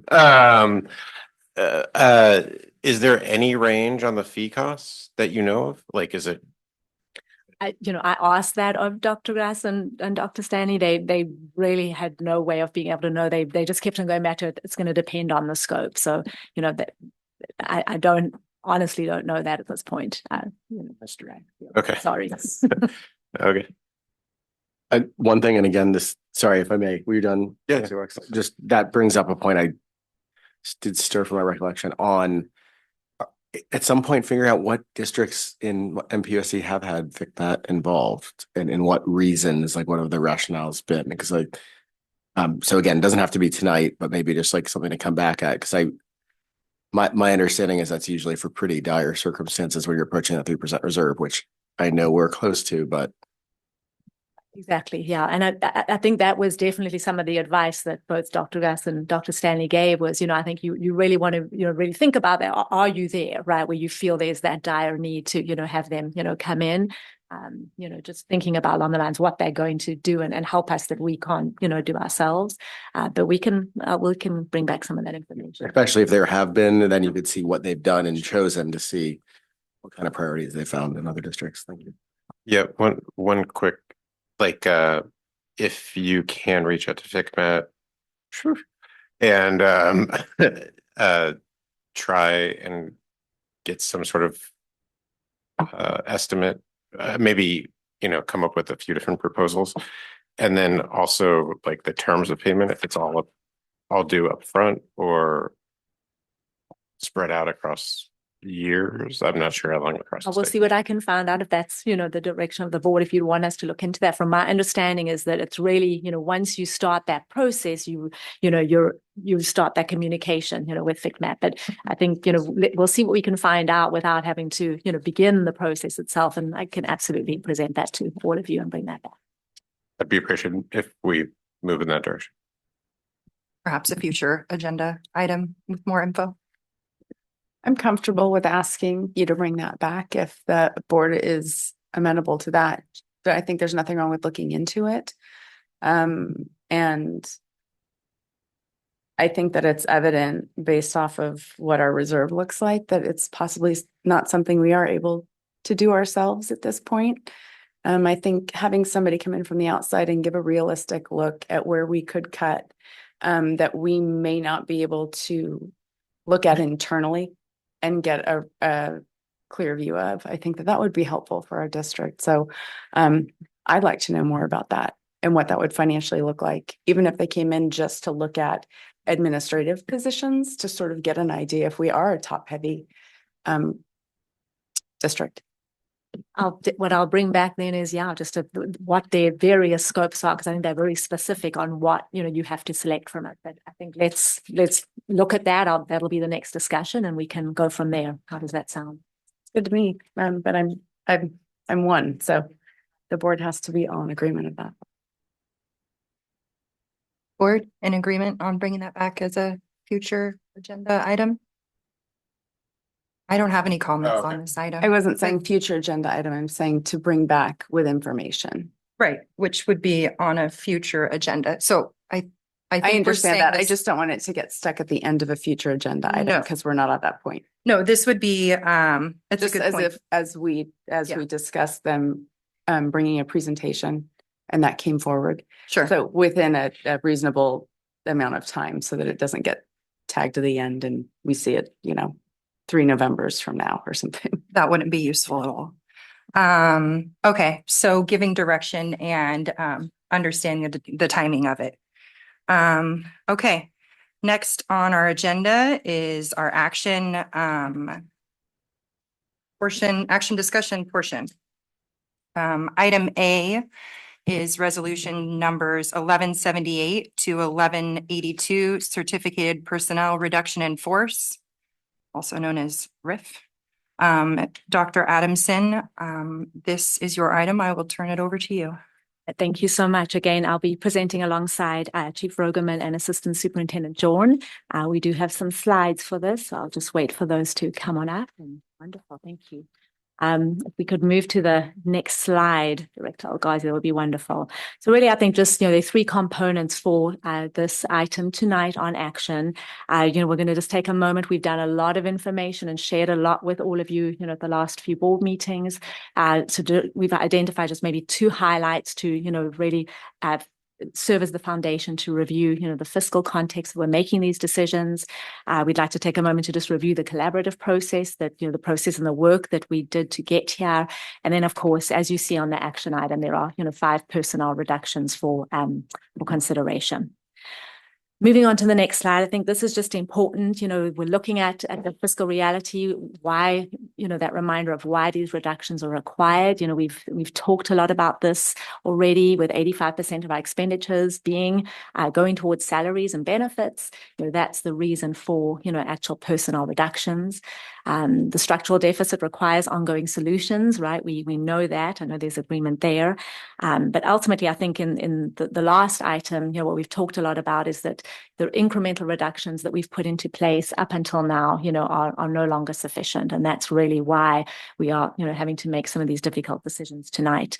Just as a reminder, I think, just looking back at last year, some of those, incremental reductions that we made in lieu of going ahead with some of the significant personnel reductions that we initially brought forward, we made decisions to, really implement significant department reductions of 5%, which totaled about $175,000. Professional development, travel and conference, we cut that by 50% across the district, which really, what we had projected at that point, about a total of $150,000 savings. We froze the unrestricted general fund transfer to Fund 40, which was a $200,000 savings. As you all will remember, is that across the board last year, we agreed, all staff that's classified, certificated, confidential, and management to not take raises. So these were all some of the, when I'm saying incremental reductions, that we took, significant measures to really reduce that deficit. But, as we've shared, we're here again, as we're developing our budget for next year, and even, our commitment to ongoing with many of those measures, it is not enough for us to see that reduction. So that is why we are here.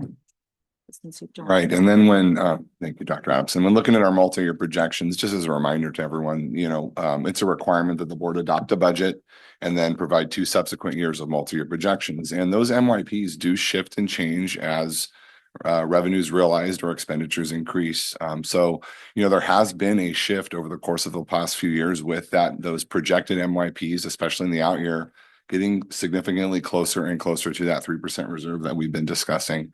That does give us the time, right, to make some decisions, and now is the time. And that's why we're bringing this item forward tonight. Tonight, we have the 5 personnel reductions, and the discussed impact has been covered many times. And again, we'll discuss that again this evening. The reserve implications, I can't stress this enough. Yes, we did start out at around a 10-11% reserve about 4 years ago. But just remember that reserve percentage is based on expenditures, right? So as our expenditures increase, that percentage can dramatically shift. At one point along the way, we discussed the district carrying a 14.7% reserve. Well, that was based on $38 million worth of expenditures. That's a big difference between $51 million in expenditures. And you can see how quickly that percentage tends to go down based on increases in expenditures per annum.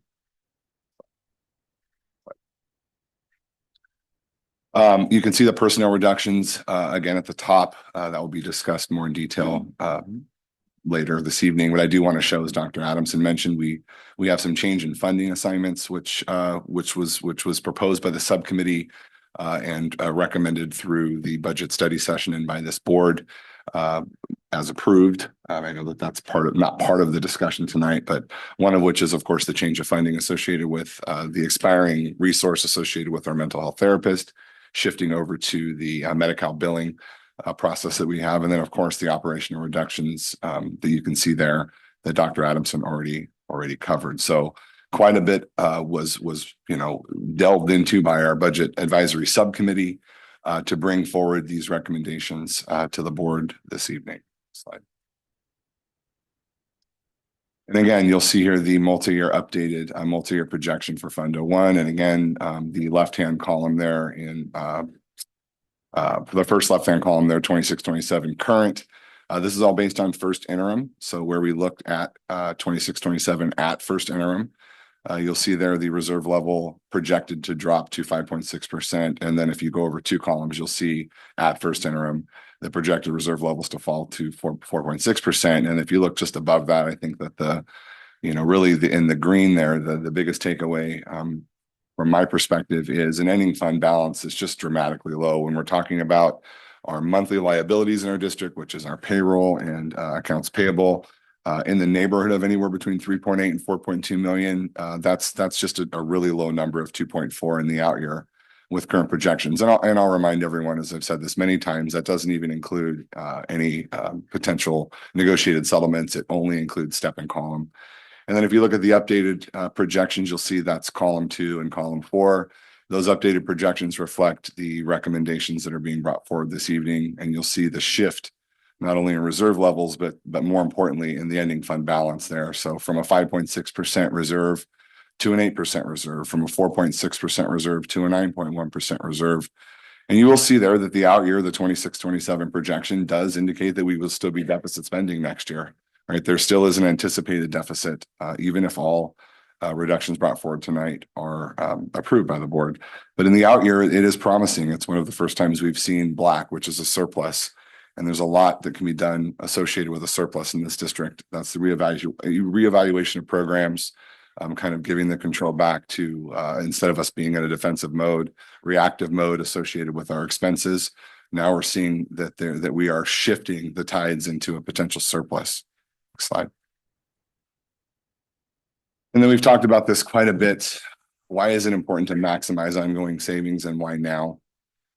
There is budget uncertainty that's occurring. On the federal side, I can give you a slew of different information associated with title funds that may be held back from our district to support some of our most vulnerable student populations that our district right now supports, and we utilize those funds. And there is anticipated reductions. We already experienced on the federal side substantial reductions over the course of the last few years, some of which were the expiration of COVID funds and some of which were just the reduction overall of our apportionments. Enrollment changes. Yes, we are a basic aid school district and 87% of our revenue comes from property taxes, but there are programs that we receive revenue on. I'll use the example I've been talking about quite a bit, our early learning opportunities program, that's based on enrollment, right? So as our enrollment shifts downward, there's a potential for loss of funding there. And again, the ELOP program, it's minimal in funding, but it all really counts. It all adds to that total revenue source tied to our expenditures. Special education service demands. This is something that ebbs and flows for this district every single year. Our general fund does support special education to the tune of almost $8 million. And that is something that has been increasing over the course of the years, and that's associated with our IEPs and our 504s within our district and the number of services that are provided to our student population. I talk about this all the time, and I think it's important to mention again at this point how incredibly valuable our special education folks are in this district. I came from a county office, and this district's special education services are the talk of the county. And that's why we're seeing probably an increase in enrollment in that area, but we have the best in the county. So, but again, it's, there's an unforeseen component to that for us. Funding volatility, I talked a little bit about, and then the one-time assessments. I sat up here last year and we talked about the MCSIG assessment that the district and every district in the MCSIG Joint Powers Authority had to pay. We also had an assessment from prior SMA claims from the 1980s that we had to pay for this year when it was pre-Keenan and Associates, our risk managers. We still carry policies for those potential claims from the 70s, 80s, and 90s. And this year we had a $97,000 assessment. Next year, and it is built into the MYP, we have a $270,000 assessment that we're going to get hit with. This was something that was unplanned, something we did not know that was going to exist, just dependent upon claims from prior years. And these are from the 1980s, for example. The one-time assessments are something that we can start looking at and building into our multi-year projection. And that's what we're doing as a budget subcommittee. We talked heavily about this, but it's just imperative that we really act conservatively now moving forward, especially with the multi-year projections I shared on the prior slide. Right. Thank you, Assistant Chief John. I think just this slide, just identifies, that reminder that, the work and the proposals tonight, were not something that it was a month or 2 months work. I mean, this work really began last year through the budget development, process for this school year. We gathered a lot of input, a lot of through both, the budget input sessions, but also through our LCAP process. And as a result of that, the idea of a subcommittee was born. And so, the ability for us to, bring that into place and have that in, as part of the process for this year, has been incredibly, positive and productive.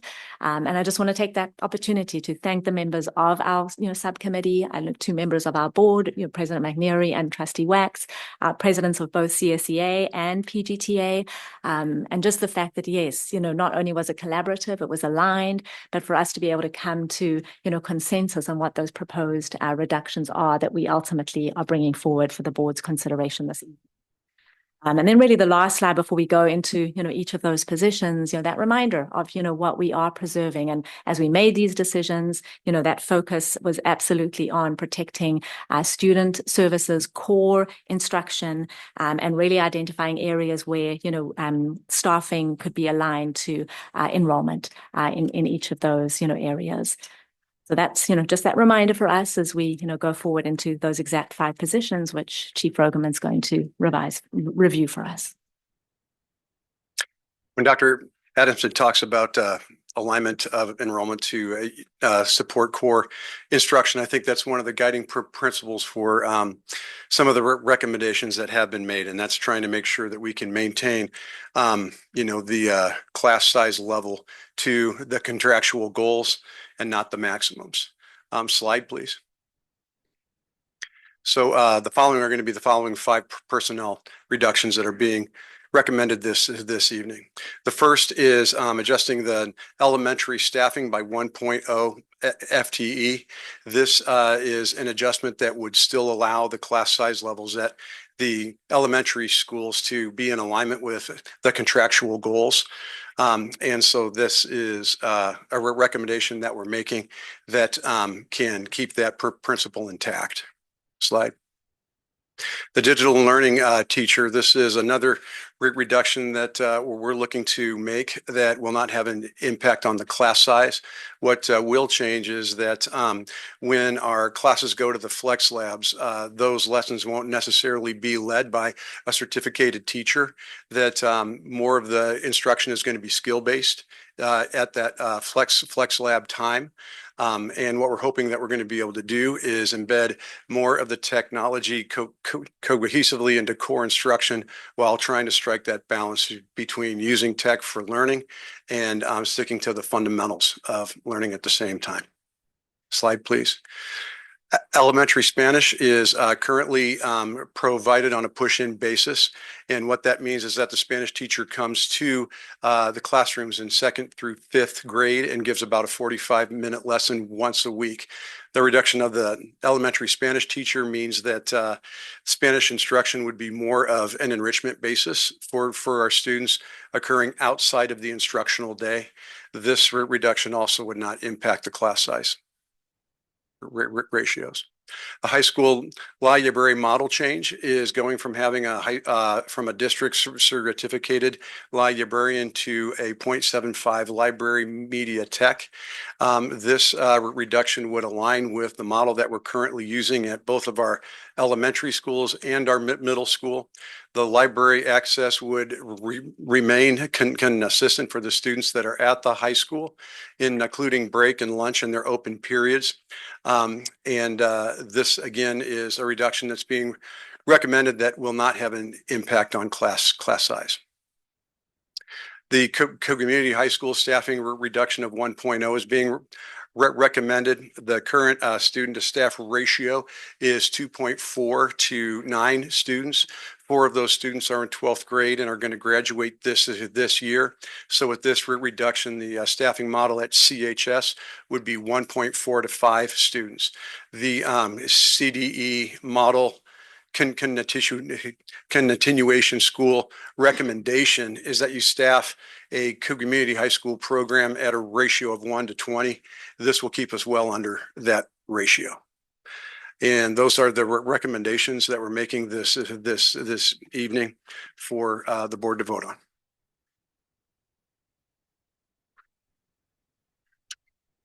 I think that's my closing statement to the board, that these recommendations, I hope that that reminder and that you see that they, are brought before you tonight as a result of careful analysis, meaningful collaboration, and a clear understanding of, what our fiscal reality is. And I know you all know that.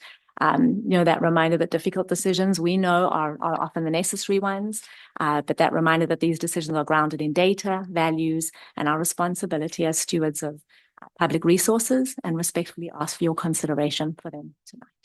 With that, I return it to you. Thank you for the presentation. We will now go out to public comment on this proposed action item. Is there anybody in the room or online who wishes to address the board? If so, and could you please form a line at the podium or raise your hand digitally? Principal Brownfield. Yes. Actually, this is not from me. This is a child who left a note in my box that wanted me to give this to the board.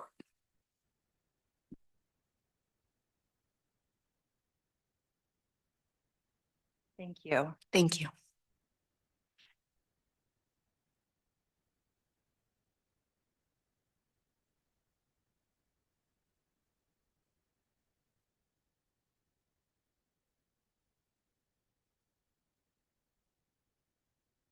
Are there any other individuals wishing to address the board on this item? Okay, seeing none. We'll bring it back to the board for discussion, and the way we're going to go about this is we have one action item with 5 resolutions. So we'll discuss it as a whole and then we'll vote individually on each resolution. I have a quick question. So this is public comment from a student. So this should probably be read aloud so that the community can hear. Go for it. So this note from the student from Robert Downs says, keep Spanish and computer classes with 2 exclamation points. They are important, underlined, important for our learning with 1, 2, 3, 4, 5, 6, 7, 8, 9 exclamation points. So I don't know if everyone can see that, but thank you for participating in public comment to whoever that student is. Your opinion is very important. I don't know. Should I reveal the first name? Well, okay. Yes. Yeah, from Mrs. Johnson's class. Good That job in makes- participation. Thank you. Are there any additional public comments on this item? Okay. I will then bring it back to the board for discussion. Clerk Shamos, do you mind if we start with you? Not at all. Okay. On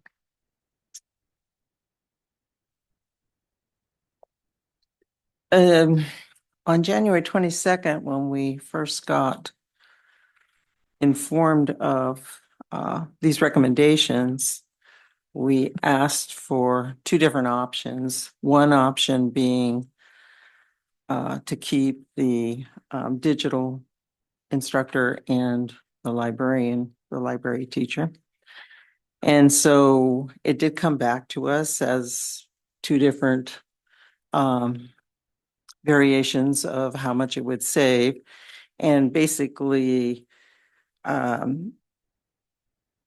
was wanting to save both of those positions, and they were like 1% difference at the, in terms of a savings at the end of for the reserve. So that was I thought helpful and important to know. So since then, I have come to look at all these positions that are on the chopping block and looked at the reasonings for all of them. And I understand all of them except for the library position. I feel that's so different than the rest of those positions. And one of the biggest things is that it's a fundamental change in the role of the library, because you're going from a specific place featuring literature of the past to the up and coming grades to a place to go to look things up and hang out maybe. The role of the librarian is to facilitate, maintain, and grow an environment of knowledge. This requires expertise, and this expertise requires more than a high school diploma. So what we're being presented with is to take out a college educated position and replace it with a high school diploma required position, because that is the library media technician 3. That's all that's required of that position. To me, that makes a big difference. And then one of the arguments for it is, well, we've done it at the elementary schools and we did it at the middle school. And that's true. I would say to the detriment of those schools. And I would wonder if we ever really even did an evaluation of what the difference was between having a certificated librarian, especially at the middle school, but even at the elementary schools. I remember when I was on the board before, we had a librarian at the middle school. So we're a college prep high school. So I do think it makes a difference what we present at the high school versus the middle and the elementary schools. And we're proposing to trade a college degree for a high school diploma in an area that's the most identifiable with college. Doesn't make sense to me. It's a loss. It's a loss that the district says it can make up for with a little help from the principal, teachers, and the director of curriculum. I don't think that is going to work. The district is going to see an imposition on already overworked principals. I know the director of curriculum has way too much to do, and teachers. So I'm not okay with that. And I would like to think that the high school does indeed require a college educated position to teach students who are a step away from adulthood. Because having that librarian there, the teacher librarian, if you were going to say, well, he doesn't, or I'm not going to personalize it, sorry, the position right now isn't really teaching a class. But guess what? Every time a student comes in there, that teacher is teaching. And that requires expertise. That is not a classified high school diploma position. And I'm not putting down our classified. They do great work. I'm just comparing the position, what is the responsibility of that position. I just feel that this particular reduction was not fully thought through and should be revisited. And so for that reason, tonight, I will be voting no on that position. Thank you for your comments, Clerk Shamas. Trustee Dr. Hazen. Thank you. And I know I've said similar matters before, but I'll repeat because again, I think this is in the air of transparency that these difficult situations require difficult decisions. I'll throw praise again to everyone who has attended these meetings, who has commented, emailed, reached out with thoughts and advice. Having informed community members only helps our district with transparency. Given how we as a management team, a governance team, as a district arrived at this budget situation and what we are looking ahead towards likely fiscally, I do believe this is the responsible course of action for our students and for our district. If I felt there were another viable solution to perform my role as a board member, my fiduciary duties, I would fully support pursuing it. These losses create a big hole that will undeniably be extremely hard to fill. It's a challenge that the district teachers, staff, and students as well will have to address across the board. Clerk Shama spoke very eloquently on the librarian position. I'll speak quickly to one, just elementary Spanish. Please do what you can to increase exposure and learning opportunities at the elementary school. I've seen what that can do for our kids. After school enrichment, Spanish club, music instruction, these things have to be a start, and they have to be an area we can look forward to for growth when times hopefully get better. I do want to read two of our board norms, not to belabor the point, but to highlight again why we as a group of 5 are so powerful as a whole. We first, number 2 is we agree to disagree. Differences in opinions are respected. Once a majority decision is made, all members agree to support or refrain from undermining it, modeling respectful dialogue and unity. We agree to express disagreement in ways that are constructive and respectful, avoiding language that places blame or makes others feel they are wrong. Recognizing that how we disagree is just as important about what we disagree about. And then board norm number 4, which I think really hits to this as well, is the criteria for evaluating programs. Our programs are evaluated using objective, student-centered criteria that emphasizes educational impact and fiscal responsibility. If I could divorce those last two, I would happily do so and focus entirely on educational impact, because that is ultimately why we're here. But we have to take those two together. Thank you for the time. Thank you for your comments. Trustee Otmar?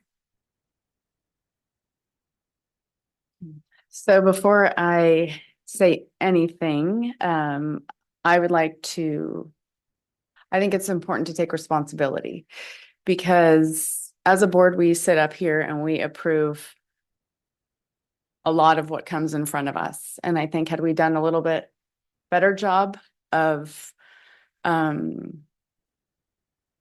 maybe digging in, questioning, looking a little bit, taking a better look at what was in the reserve before saying yes to so many things, we might not be in this position.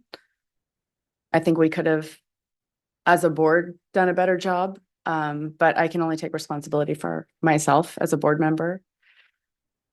One of the things I do want to discuss is related to elementary Spanish. I was looking at our LCAP today, which we'll hear more about later. And goal 4 of our LCAP, I'll just read, is all district and school policies and practices will be equitable and inclusive for all students and families, creating a culture of belonging where students of every economic circumstance, culture, race, ethnicity, gender, sexual orientation, learning ability, or language feel a strong sense of connection. And we specifically talk about diverse curriculum, but we're trying to remove Spanish from our youngest learners. Our numbers in the LCAP for belonging of our Hispanic and Latino students is lower than any other group that was surveyed. And still, we're talking about removing Spanish from the curriculum of our youngest learners. And this goes directly against our mission of creating a culture of belonging. So I sit here questioning that decision that has come before us. And was that discussed in the closed meetings of the budget subcommittee? I don't know. What I would ask of this board is that I know our goal is to support the LCAP, and having Spanish in the lives of our students at a young age is extremely important. We can see that from the co-op or from the dual language preschool. My kids benefited from that. They can still, well, and they also are getting the benefit of Spanish at the elementary school. So I think to take that away from our students speaks volumes about our culture of we, that we keep perpetuating, but we are not backing up when it comes to our students.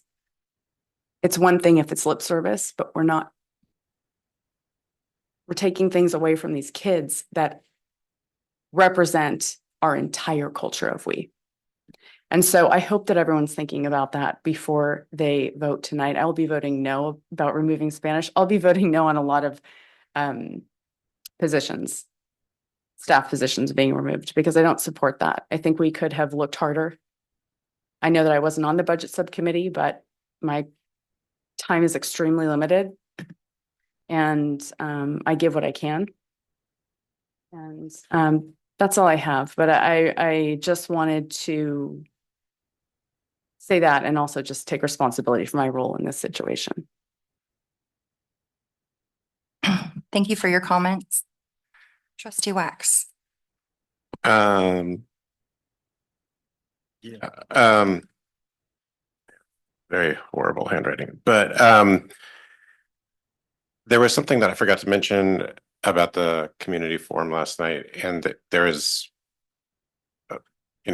over these past 2 months or whatever, a frustration with the transparency, or why didn't we cut this budget from here, and why this, and all that sort of thing.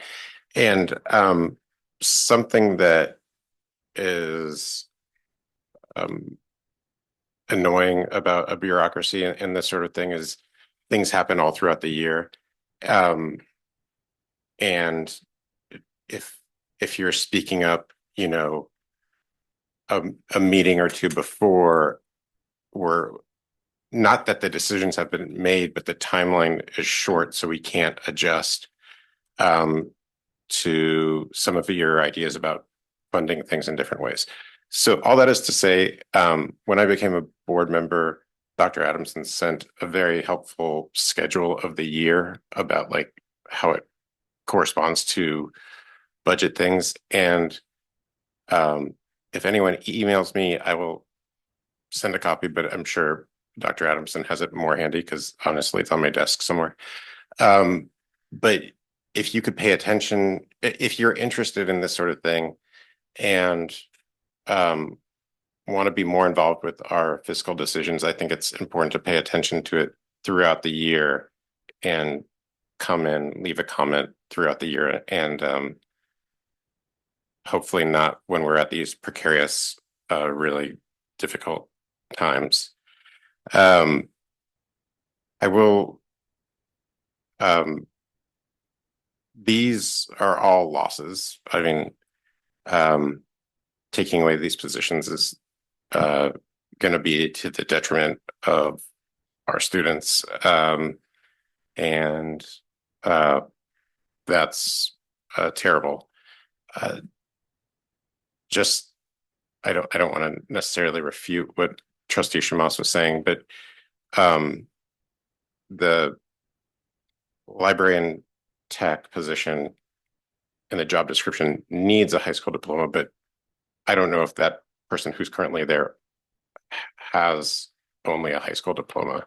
It's sort of a difference. And I don't want to like dox anyone or something, but I think it's just important to keep in mind that while that might be the requirement now, and maybe we should adjust that, it's not necessarily the actuality of what's happening at the library and at the high school. And then I also just want to say that these figures by Assistant Superintendent Jorn, they are not going to be accurate. Like, because of first in, first out rules, we're not going to probably realize all these savings. It will be less.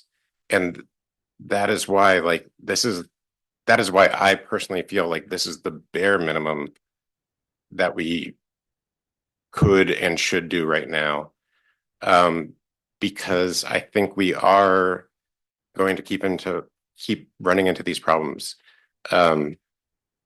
Especially since I don't think maybe I am a pessimist, but I'm not totally sure that each year we'll get the 5% raise in property values.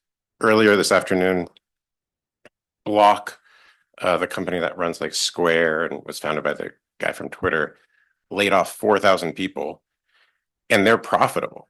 He specifically mentioned that they were profitable, but they were realigning everything. And I know we're not a private enterprise, but I'm just saying those 4,000 people and the economy at large is going to affect everything. And so I am really unrosy about the short-term future financially, not just for the district, but maybe for a lot of people. And I'm worried about that. One of those reasons is AI, which I feel could definitely be useful. But I think this is not really related to budget. But I still think it's very important to use AI with oversight. On page 104 of the presentation, Pacific Grove all of a sudden had a new logo for the school district. I just want to make sure that we're really methodical, both in our schools and at our district, about how we are implementing this technology, and to be careful. And I'm only mentioning this because I was a designer and I'm a jerk. But nevertheless, I do think we have to be excited about these technologies and then exercise caution because everything is a test right now.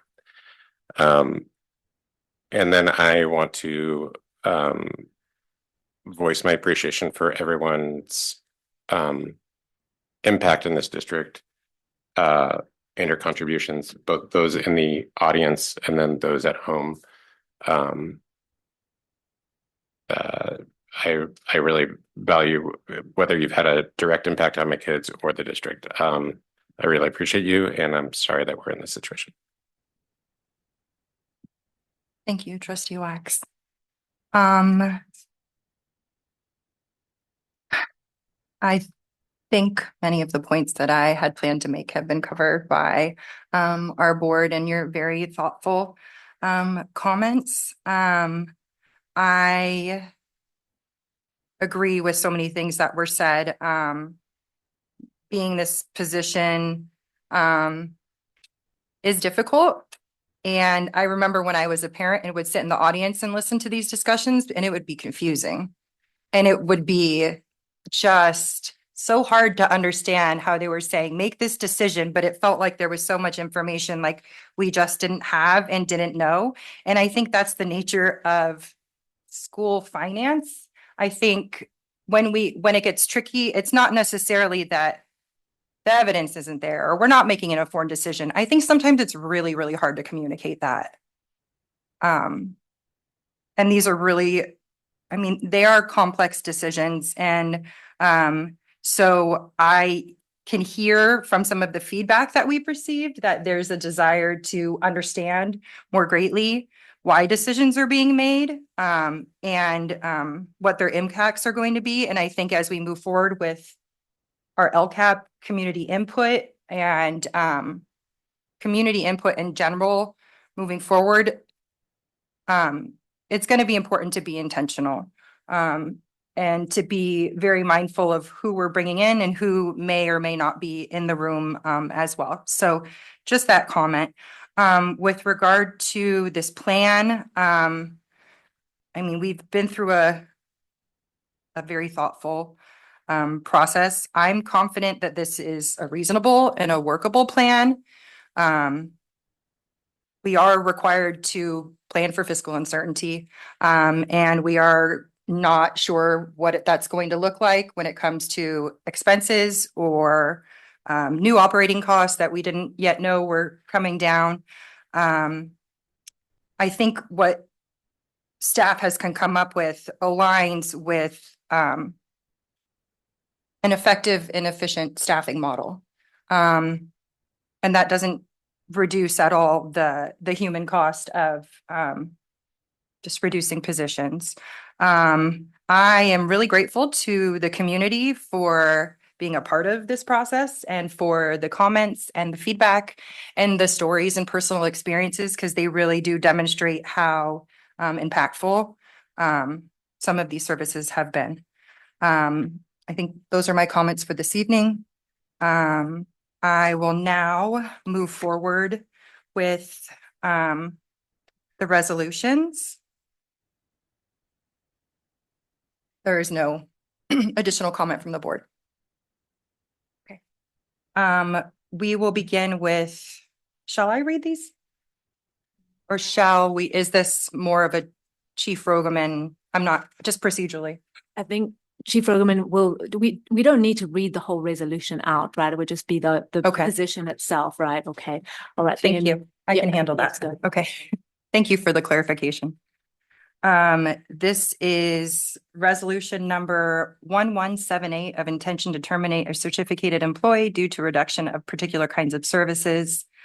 This particular resolution is with regard to the K-5 elementary school multi-subject teacher. Passing this resolution will terminate this position. Is there a motion from the board? Also move to pass resolution 1178. Thanks, and thank you for clarifying the resolution too. Okay, we have a motion from trustee Hazen. Second?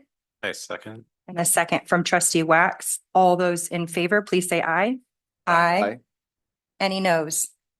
Absolutely not. Okay, we have, that passes with 4 affirmative and 1 no. Thank you, everyone.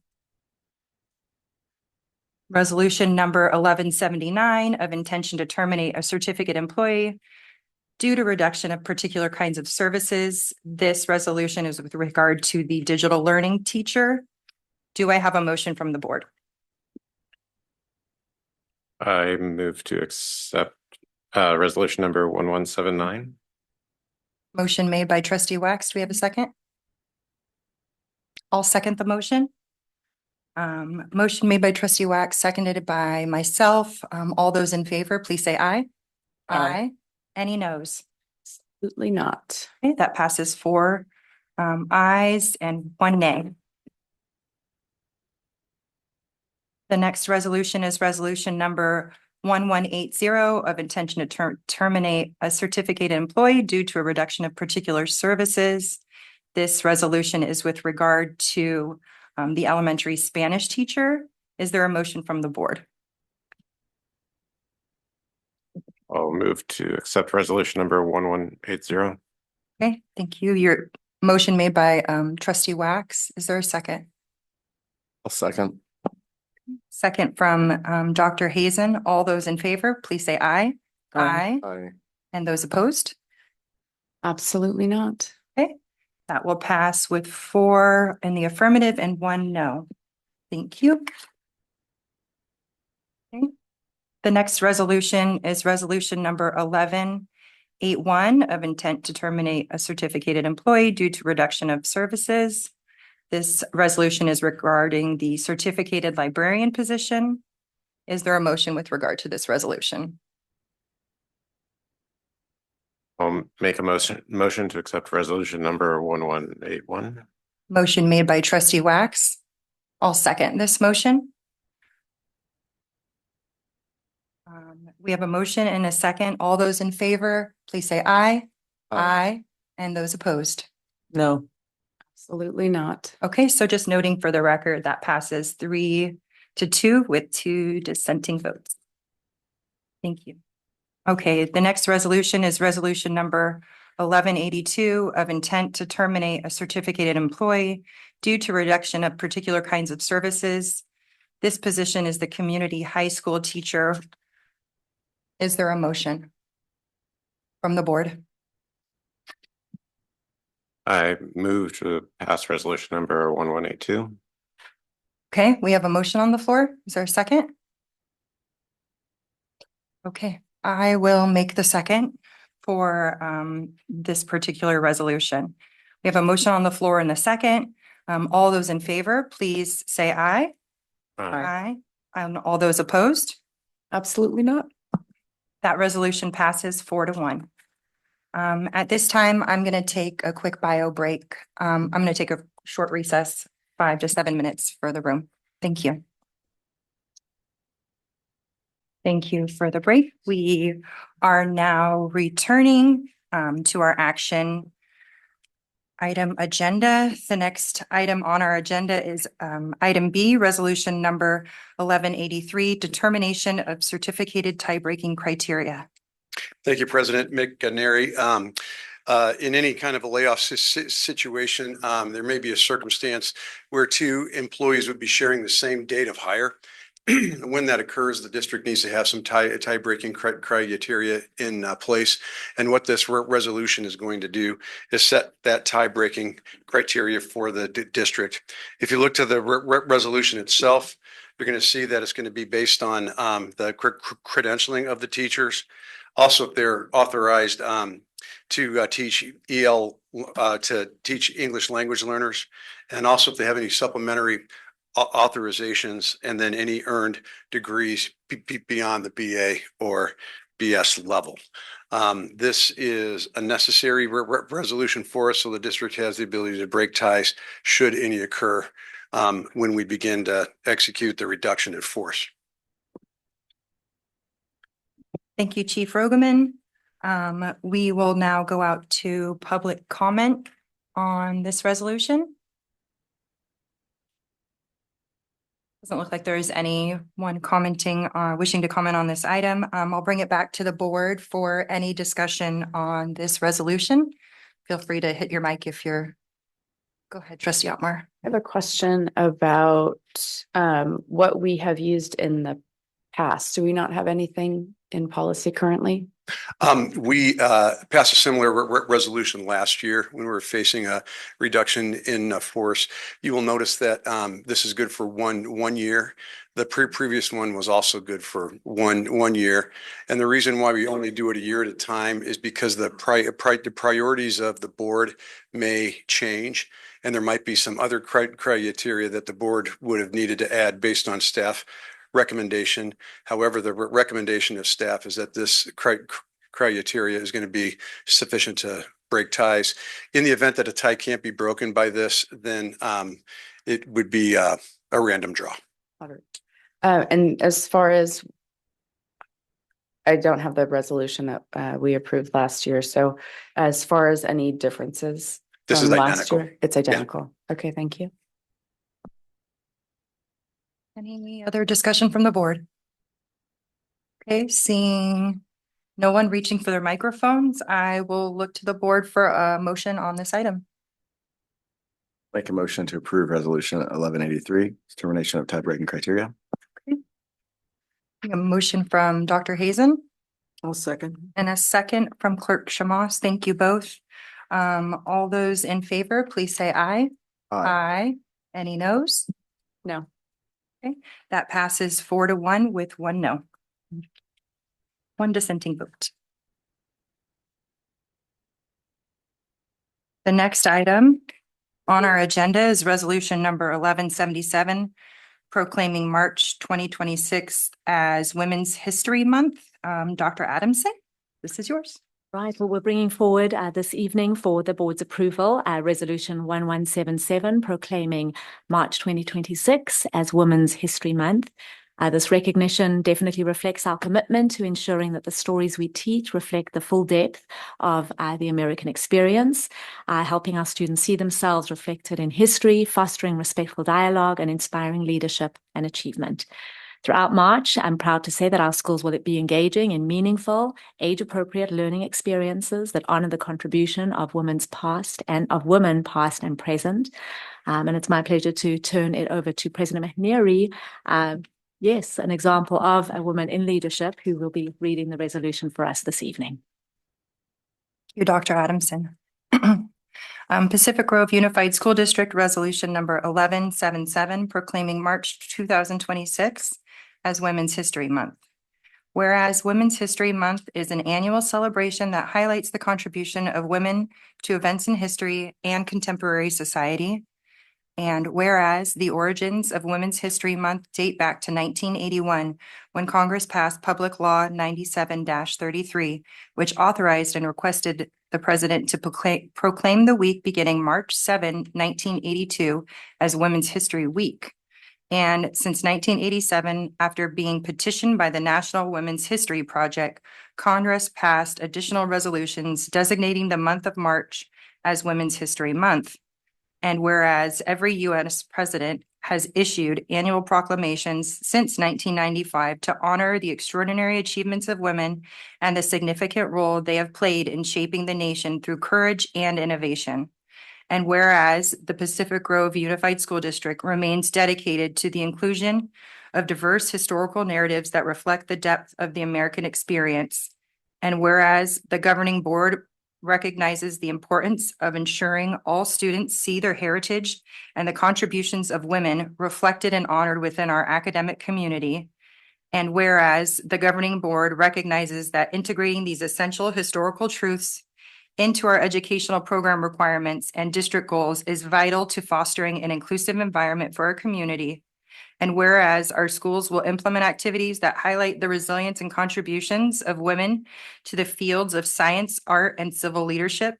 And whereas district staff will utilize professional research and analysis to provide accurate information to our students and the general public regarding these contributions. And whereas all related programs are designed to align with state educational codes and board policies to ensure high quality service to the community. And whereas the Pacific Grove Unified School District and its schools are committed to continuing the promotion of Women's History Month and educating students about the significance of the month, not only in March, but year-long, as well as the accomplishments of women. Now therefore be it resolved that the governing board of Pacific Grove Unified School District hereby proclaims March 2026 as Women's History Month and encourages all students and staff to participate in educational activities that honor this heritage.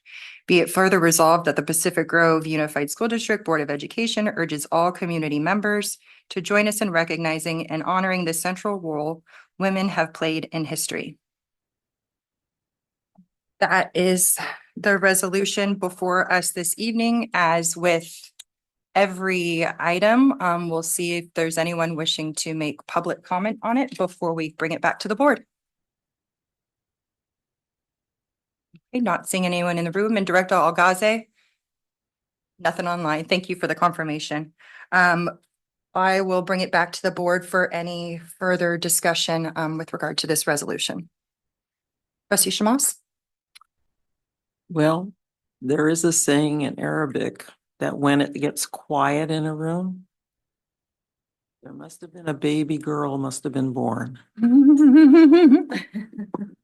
So, we're still trying to make inroads. Anyway, this is a pretty cool book I picked up at the store on, so, it's kind of neat to just see like a thumbnail sketch of different women through history.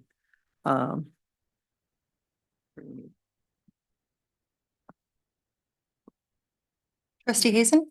Yeah, I'll just go ahead and say, it was nice to hear, important to hear how well not just our men's sports have been doing, but our women's sports here in the district. And it's something I feel like we do a good job highlighting.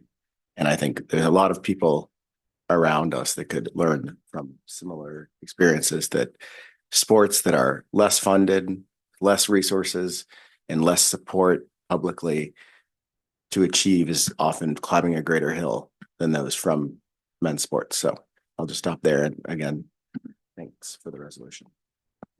Thank you. Okay. And I will thank you for those comments, Trustee Hazen. And I will note our own piece of Pacific Grove Unified School District history in our first woman superintendent and Dr. Adamson. So important part of our history here in the district. With that, I will go out to the board and see if there is a motion. I'll move that we approve resolution number 1177, proclaiming March as Women's History Month.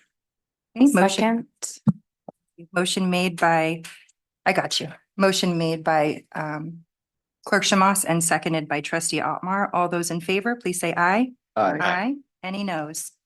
Okay, that passes unanimously. Thank you.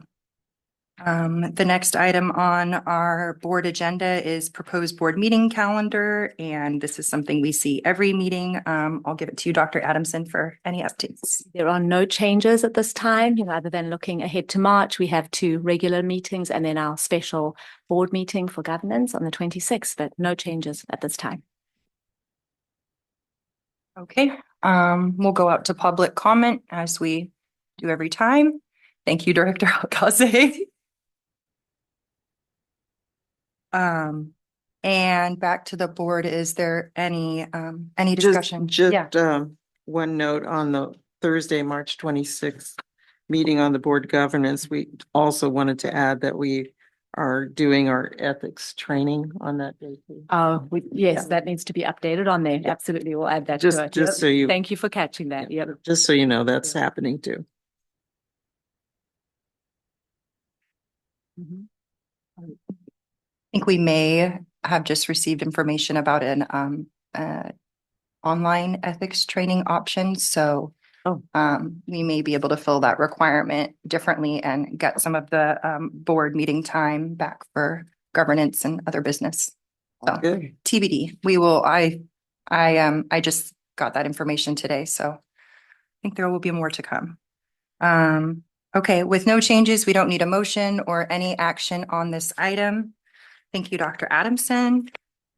I don't know. It's such a bummer that we have to wait till the end of the night to hear about this item, Dr. Hagquist, but I do appreciate that we're getting to.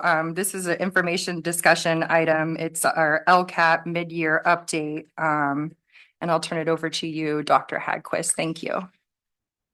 Thank you, trustees. Larry Hagquist, Executive Director of Educational Services, here to present the mid-year update for the Local Control Accountability Plan, also known as the LCAP, for 2025-2026. Start with a little bit of a background about the LCAP. It is a 3-year plan that goes over the goals, actions, services, and expenditures of our district that support positive student outcomes and our local priorities. These are local priorities that we develop with input from the community. This is something that you referenced a little bit earlier in the meeting. We do have some upcoming LCAP community input meetings on the calendar for March and April. We have Tuesday, March 24th. 6 to 7:30 p.m. at Pacific Grove High School, and then Wednesday, April 8th at the multipurpose room at Forest Grove Elementary School. So our local priorities are developed with input. I'm currently conducting student advisory committee meetings. We'll have parent advisory committee meetings. We'll be putting out LCAP surveys. Some of the survey data from last year's LCAP surveys are in this presentation tonight. And what the LCAP allows us to do is really tell the story of our district and how we meet the goals that we set for ourselves. The local priorities that we set are in place to support the 8 state priorities of California that I've depicted right here on this slide in 3 categories: conditions of learning, student outcomes, and engagement. A little bit about the mid-year update. What is the purpose? It's really to update, adjust, and inform. By update, we want to take some of our current outcomes and share them with the community, and to share a little bit about the progress in our implementation. We look at this data and we want to make adjustments to our LCAP and to some of the services and actions that we are providing so that we can make improvements. And you'll see some of that in the presentation tonight as well. And then to inform our processes moving forward, as I mentioned, this is a 3-year plan, and we will, in the spring of next year, be in the 3rd year. We're in the 2nd year of the current LCAP cycle, and next year will be the 3rd year, and in the spring we will be developing the new local control accountability plan for the 27-28 school year. Why are we presenting tonight? There is a February 28th requirement to present the mid-year update that includes outcome data from the California State Dashboard. This is data that I report, some of the data that I reported on in November when I did a state testing presentation for the board, as well as expenditures and implementation data. A little bit about the goals of our LCAP. For those who aren't familiar with the local control accountability plan of our district, we have 4 goals. The first goal is deals with academics. The second goal is social emotional learning. The third goal is around interventions and supports. And the fourth goal addresses cultural proficiency. I'm not going to read through the language of all the goals, but you will know when you look at the goals that are written up here on these slides that a lot of the languages overlap, and a lot of the language in these goals overlap, and they support our core values of belonging, safety, and prosperity. So you'll see things like culture of we, families working together as partners, families feeling welcome, safe, nurturing environments, creating a culture of belonging. So we believe that academic success is not just about test taking, but it's about wrapping around the students, providing them as much support as possible so that they can be the best students that they can be. Each of the goals comes with metrics. The metrics are outlined in depth in the report that is provided in the board packet. So I'm just highlighting a few of those metrics here. For goal 1, the metrics are graduation rate, A through G and CTE completion rates, and AP pass rates. You'll see by the green arrow that's this year's metric for graduation, and you'll see steady progress over the last 3 years toward our 3-year goal. We are currently at a 96.4 for graduation rates. With regard to A through G completion, we remained steady this year, again at 57% meeting A through G. But just a reminder that in 2023, that metric was at 37.2. So remained steady over the last 2 years, but growth since 2023. You see a little bit of a drop off, and that's where I have the red indicator right there. In the CTE completion rates, we don't see growth everywhere, but when we see red, like we did last year, if you recall, in our math scores, we try to address those things so that we can turn things around. With our CTE completion rate, we are already looking at ways to turn that around. We lost 1 CTE class due to a teacher with a CTE credential leaving. We're trying to get that class. There's plans in place to get that class back on the schedule for next year. AP pass rate, you see a gold star there. That's a big positive. 91% again. We were kind of shocked by that growth last year, and in a very good way. We far surpassed our 3-year goal of 80%. And something else to note about the AP pass rate, we had 32 more students take the AP test this year. A total of 172 students took AP tests, and we still had a 91% pass rate. So quite impressive. These are some of the key expenditures. Again, page 162 in the board packet is where this report can be found. And I'm just highlighting a few of the key expenditure areas pertaining to each one of the goals. For goal 1, highly qualified staff, instructional materials and resources, technology infrastructure. These are some of the expenditures that speak to goal 1.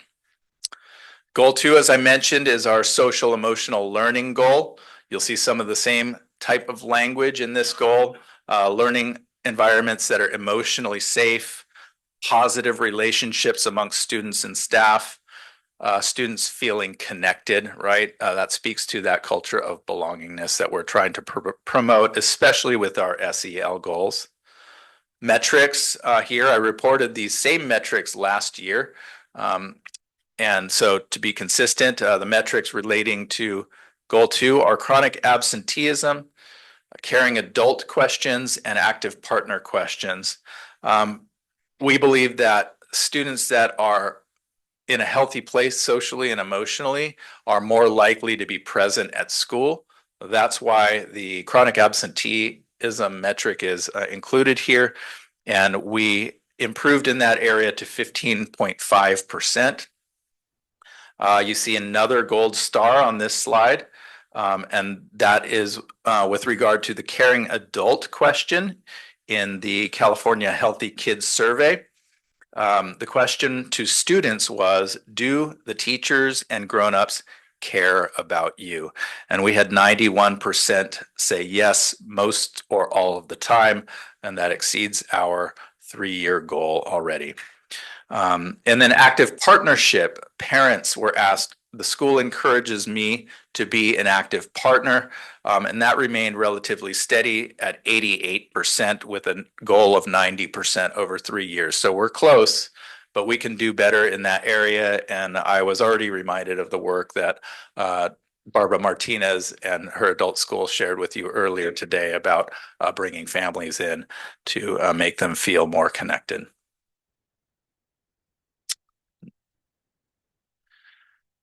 Some of the key expenditures relating to goal 2, things like counseling services, mental health therapists, vector training for students, and safety and wellness. And then goal 3, this is our intervention and academic support goal. And the goal here is to make sure that it's not just those 91% AP passers that are excelling in our schools, but we are providing the best possible support for academic success for all of our students, including our EL students and our traditionally marginalized students. Some of the metrics that speak to goal 3 are our English language arts CASP results, which I reported, and the math CASP results, which I reported on in November. And you might recall that we dipped just ever so slightly in the English language arts scores. We went from 72.78 meeting and exceeding down to 71.78, a drop of 1%. But that drop, when you look at the distance above standard, really just mirrors a drop that happened across the state of California. We actually improved in the metric of distance above standard. So growth right there. And then we had considerable growth in our math results this year, something we were very proud of, and which was a growth area that we looked at last year. We went from 57.93 meeting or exceeding to 60.22 meeting or exceeding, and a big jump from 16.3 to 20.5 in the distance above standard. EL progress rate, this is something else that I talked about in my presentation in November. We had an extremely high reclassification rate. So we had a lot of students move out of our EL program to become reclassified as fluent English proficient, RFEP is. So we had a small number of students remaining that were still taking the LPAC test. And those scores are what determine this drop right here. That's why you see the red number from 70.4 to 56.4. Remember that this is likely to go up and down considerably because of the really small N value, really small sample size. Students can get the exact same score on the LPAC. And because they increased a grade level, it can count negatively in this area. But what this doesn't show is our the RFEP rate that we are quite proud of. And some key expenditures here: English language arts intervention, AVID, math intervention. Goal 4, cultural proficiency. We are continuing to do good work in this area. Again, some of the same language, culture of we, families working together as partners, families and students feeling welcome, culture of belonging, strong sense of connection. This is what cultural proficiency is all about. Here are some metrics that speak to goal 4. Bullying. These are students who answered never or once or twice to racial bullying. You do see a star here because we had significant growth of 17.6% across all categories. And the African American category grew 49.5% to 87.5. The next 2 slides I do a side-by-side comparison to make it easier for people to see what 23-24 and 24-25 comparison looks like. Diverse curriculum. These are people who answered disagree or strongly disagree to this school provides instructional materials that reflect my child's culture, ethnicity, and identity. And this is on the California Healthy Kids Survey just this year. We like to see this number go down, and you see it's steadily going down from 15 to 14 to 13 and moving toward that 3-year goal of 5%. And then another star over here, the culture of belonging. Agree and strongly agree to I belong at my school. We have already surpassed the 3-year goal of belonging here with this metric with all students, 82.4 agree or strongly agree, and 16.6% growth right there. And it once again, a significant growth in the African American population. But I do want to point out that just like with our EL scores, even though we're seeing really significant growth in terms of percentages, we're talking about just a small handful of students, a small sample size that can really affect the way that those percentages appear.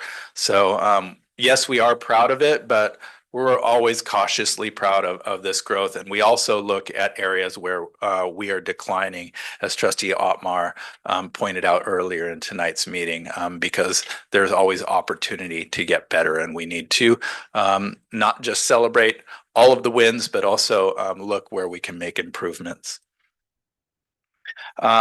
And goal 4 key metrics. This is just the side-by-side comparison that I was alluding to. When I was showing the last slide, you have a comparison of the 23-24 results to the 24-25 results. This is on the LCAP survey, not on the California Healthy Kids survey. That's why it says 24-25. Anything there that says 25-26 is this year's California Healthy Kids survey that has already been completed, and we've already looked at those results. The LCAP surveys will go out in March, and I'll be reporting on those in May at the LCAP presentation. And this, again, is a side-by-side comparison of those same metrics that I showed 2 slides prior. And finally, we have key expenditures in this area: professional development, diversifying the curriculum, community outreach. And this is overall mid-year budget. You'll see that our expenditures right now are $19,387,473.82. This is a little bit more than half of the adopted budget, but that makes sense. It doesn't mean that we're overspending it. Most of the expenses in our department come at the beginning of the year. And so we're right on target in our spending in our department. Revising, or the next steps, we're going to be revising the LCAP for year 3 of our implementation. We will be holding advisory committee meetings, community forums, and we'll be sending out student and family surveys. Before I read the closing thought, I do want to express my gratitude to some people that helped me. Carly Adams helps me every day with the budget, and she's just such a valuable resource. Putting this together, putting this mid-year LCAP together, it's not just me. It's a community of people. It is that culture of we. Matthew Binder, thank you for your support during this process, helping me gather some of the data that I'm presenting for you tonight. And my closing thought is, when you get to a place where you understand that love and belonging and your worthiness is a birthright and not something you have to earn, anything is possible. I think that kind of captures the culture of we that this LCAP reflects. I know tonight is a hard night, and I just want to be in that space with you. But I also want you all to just know that the LCAP is our story. And we look forward to creating some positive stories as we move forward together. Thank you, Dr. Agnes. Yeah, thank you for holding space for us for a moment too. Okay. I appreciated the presentation. We will first go out to public comment on this item. Okay. Seeing no one in the room and no one online, I will bring it back to the board for any questions on the presentation or discussion. Rick Shamas. Yes. You know, the part about reaching out to families. Tuesday, I walked up to the library to go to the forum, and there was this woman standing in the parking lot by herself. And I just had this feeling like, something's not okay for her. So I asked her something, and turns out she was a parent and couldn't get a hold of her daughter. Daughter was on the track team, and she says, oh, something wrong with her phone, something wrong with my phone, whatever. So she just started talking to me about her concerns about her daughter, and her daughter's a senior and she's going to be, she just had all these concerns. And I was encouraging her to contact the school counselor, that, or the therapist. But it just shows me that, like, we really need to do more outreach to these parents. It's like a phone call, come in, let's talk. We don't have that many kids, and I'm sure our counselors know some, the family backgrounds for a lot of them. But it's so important, that that somebody make that. It's simple, it doesn't have to be complicated. I felt like she just needed a little more of a connection, even though, it wasn't like she was complaining. She wasn't. She was just worried. And it was just an interesting, connection with her. So there's that. And I think I bring that up a lot with, especially, the elementary level, they're good at, reaching out to the families. They're really good at it. And the middle school's pretty good too.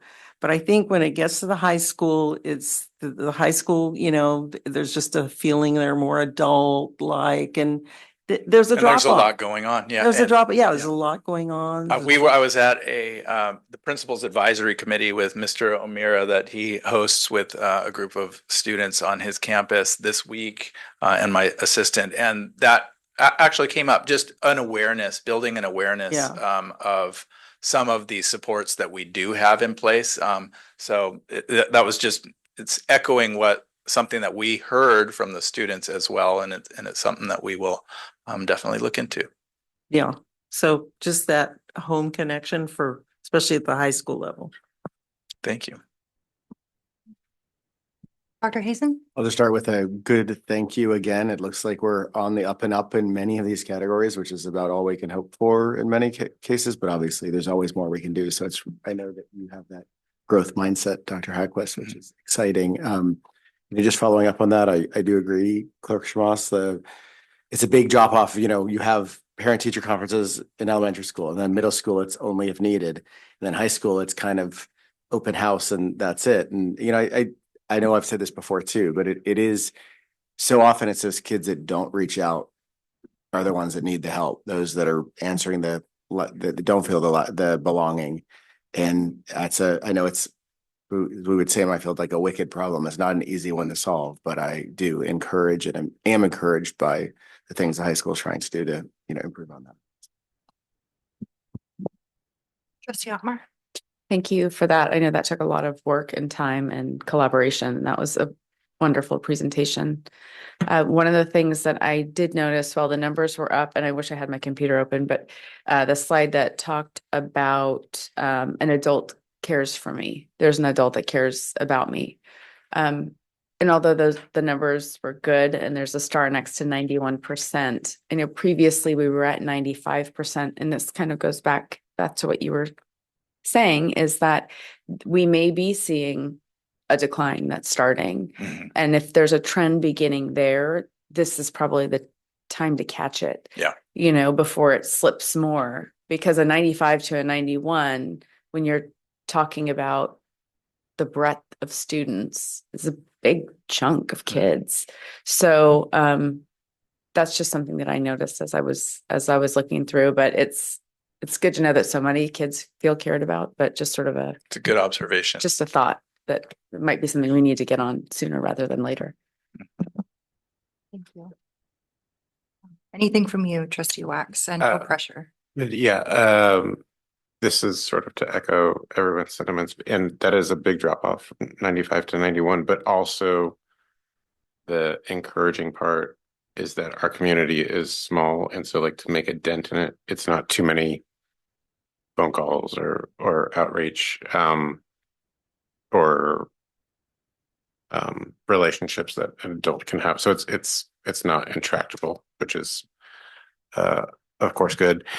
And again, great presentation, and glad to see that we're on the upswing on lots of things. But to kind of go back to Trustee Shamoss's point about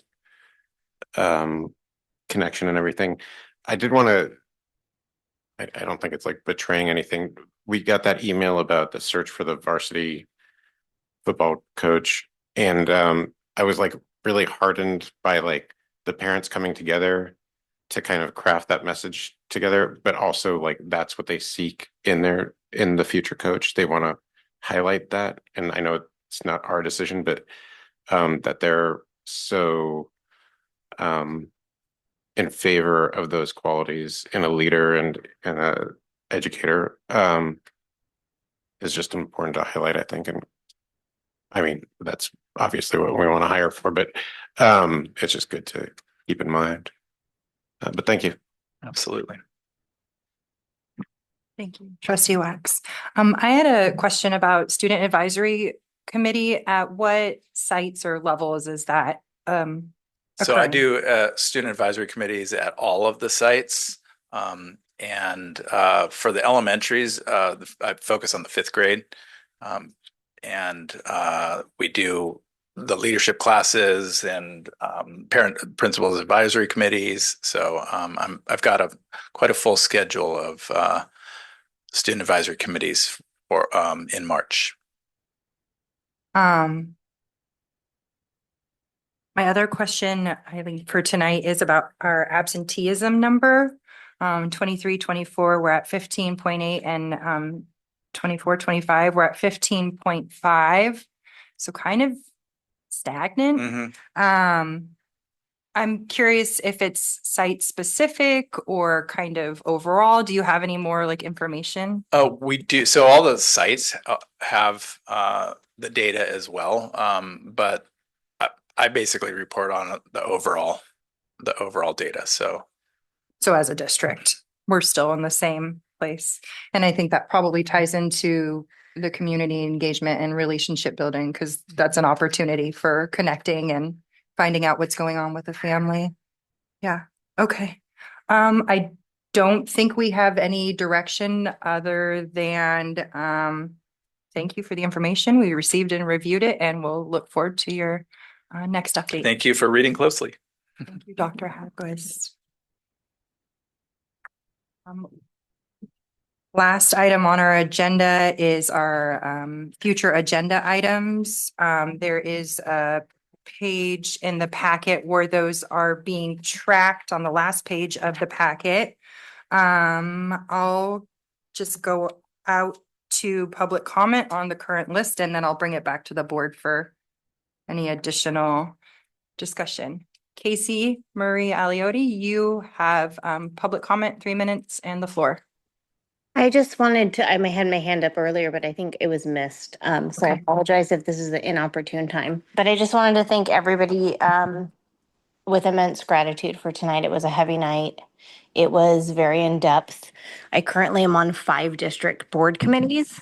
I'm also on the high school PTA executive board. I'm the chair of Sober Grad, on the Citizens Bond Oversight Committee, on the high school LCAP committee, on the safety committee. I spend a lot of time trying to make sure that I have an in-depth understanding on a lot of the current events in the district as a whole. I personally went to Forest Grove. I have a graduate from PG High. I have a current senior of PG High. I'm invested in this community. My husband and I are local business owners.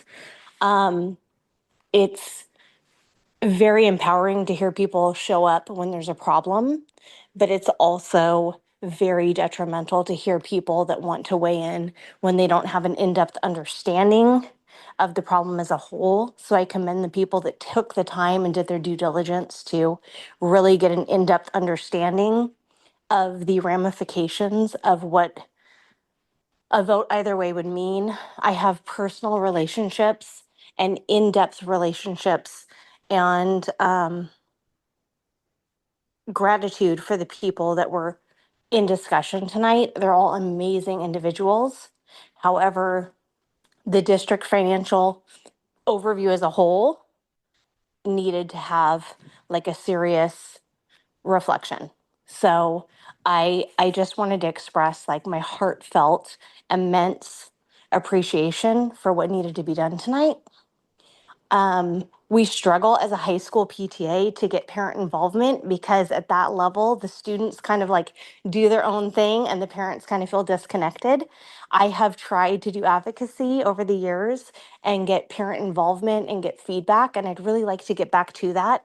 And I know with the 4 school site mix and mingles, Butterfly Bazaar, Sober Grad, open house, coffee with the principal. Like we've tried so many different things. So I just wanted to just put on the record that if anyone has any insight, recommendations, ideas of any way to like open up the doors of communication in a way that's like maybe a step away from the administration or the district, just how parents can get more involved in some of the committees that are out there. I know there's so many acronyms, and for the average parent that's really busy and super like fractured between like practices and different school sites and the calendars and the schedules, everybody's really busy.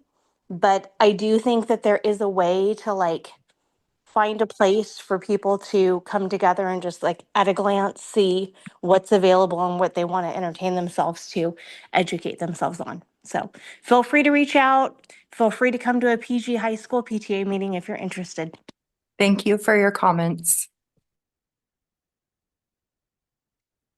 Any other public comments and future agenda items?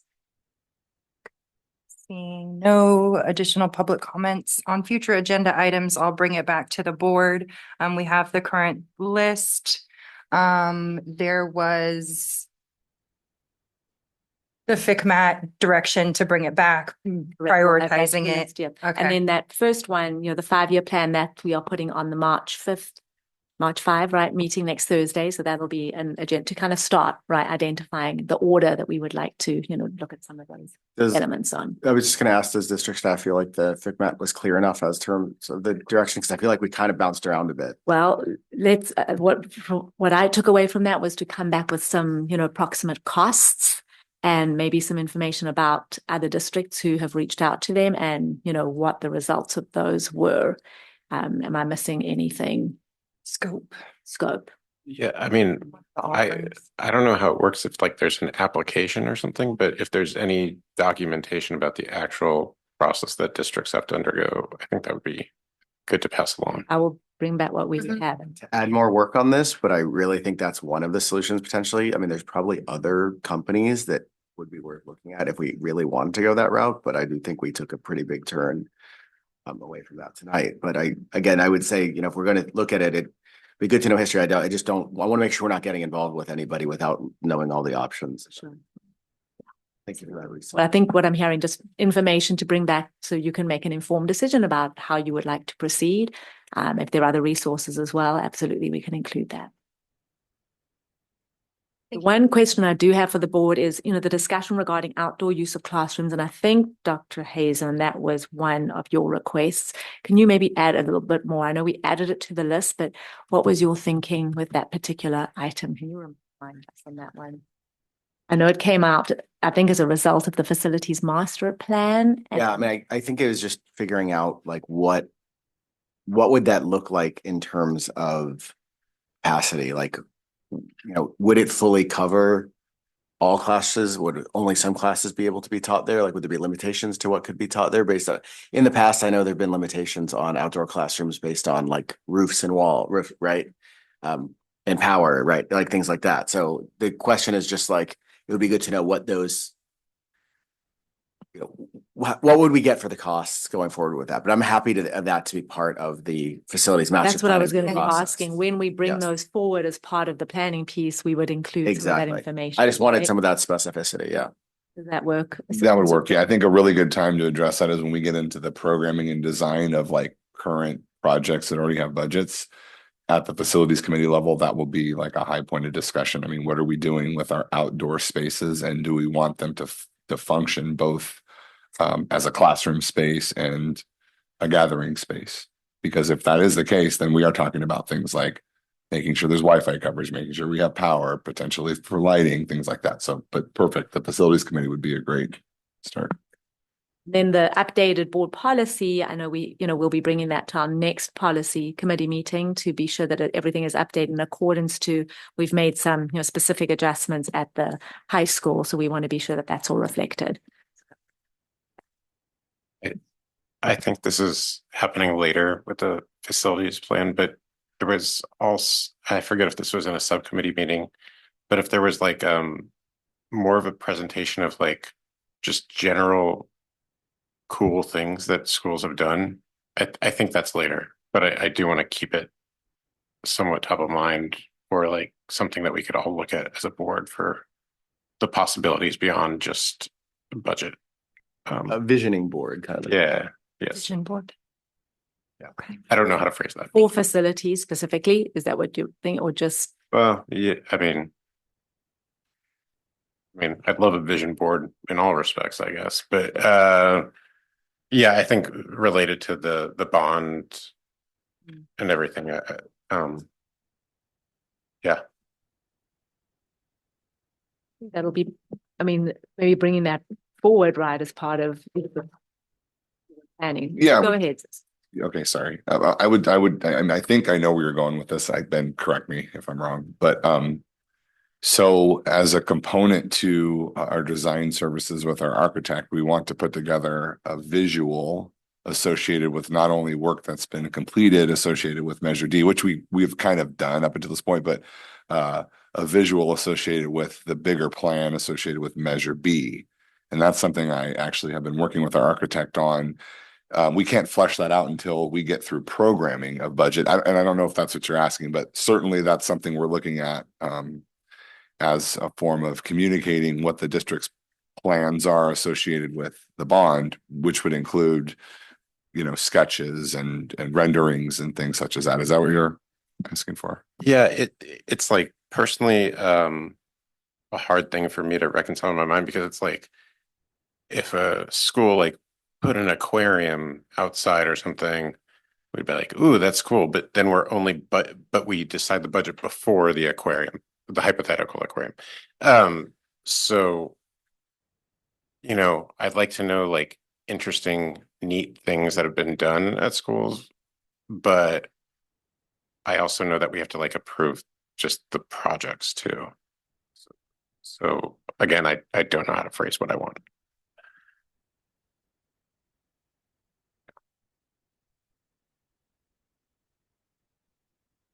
Ambiguous as usual, I'm sorry. Yeah. All right, we'll see where we go with this, right? That's what I'm going to say at this point. I think let's do it. But you are on the facilities committee, right? And so I think that could definitely be a part of you'll be a part of that visioning. And as things come to mind, we can gather that and collect it from you. So thank you. Yep. Looking forward to your vision board, Trustee Wax. If there is nothing further from the board, no direction to give, we can adjourn. Our next regular board meetings will be March 5th and March 19th. Thank you, everyone, for your time.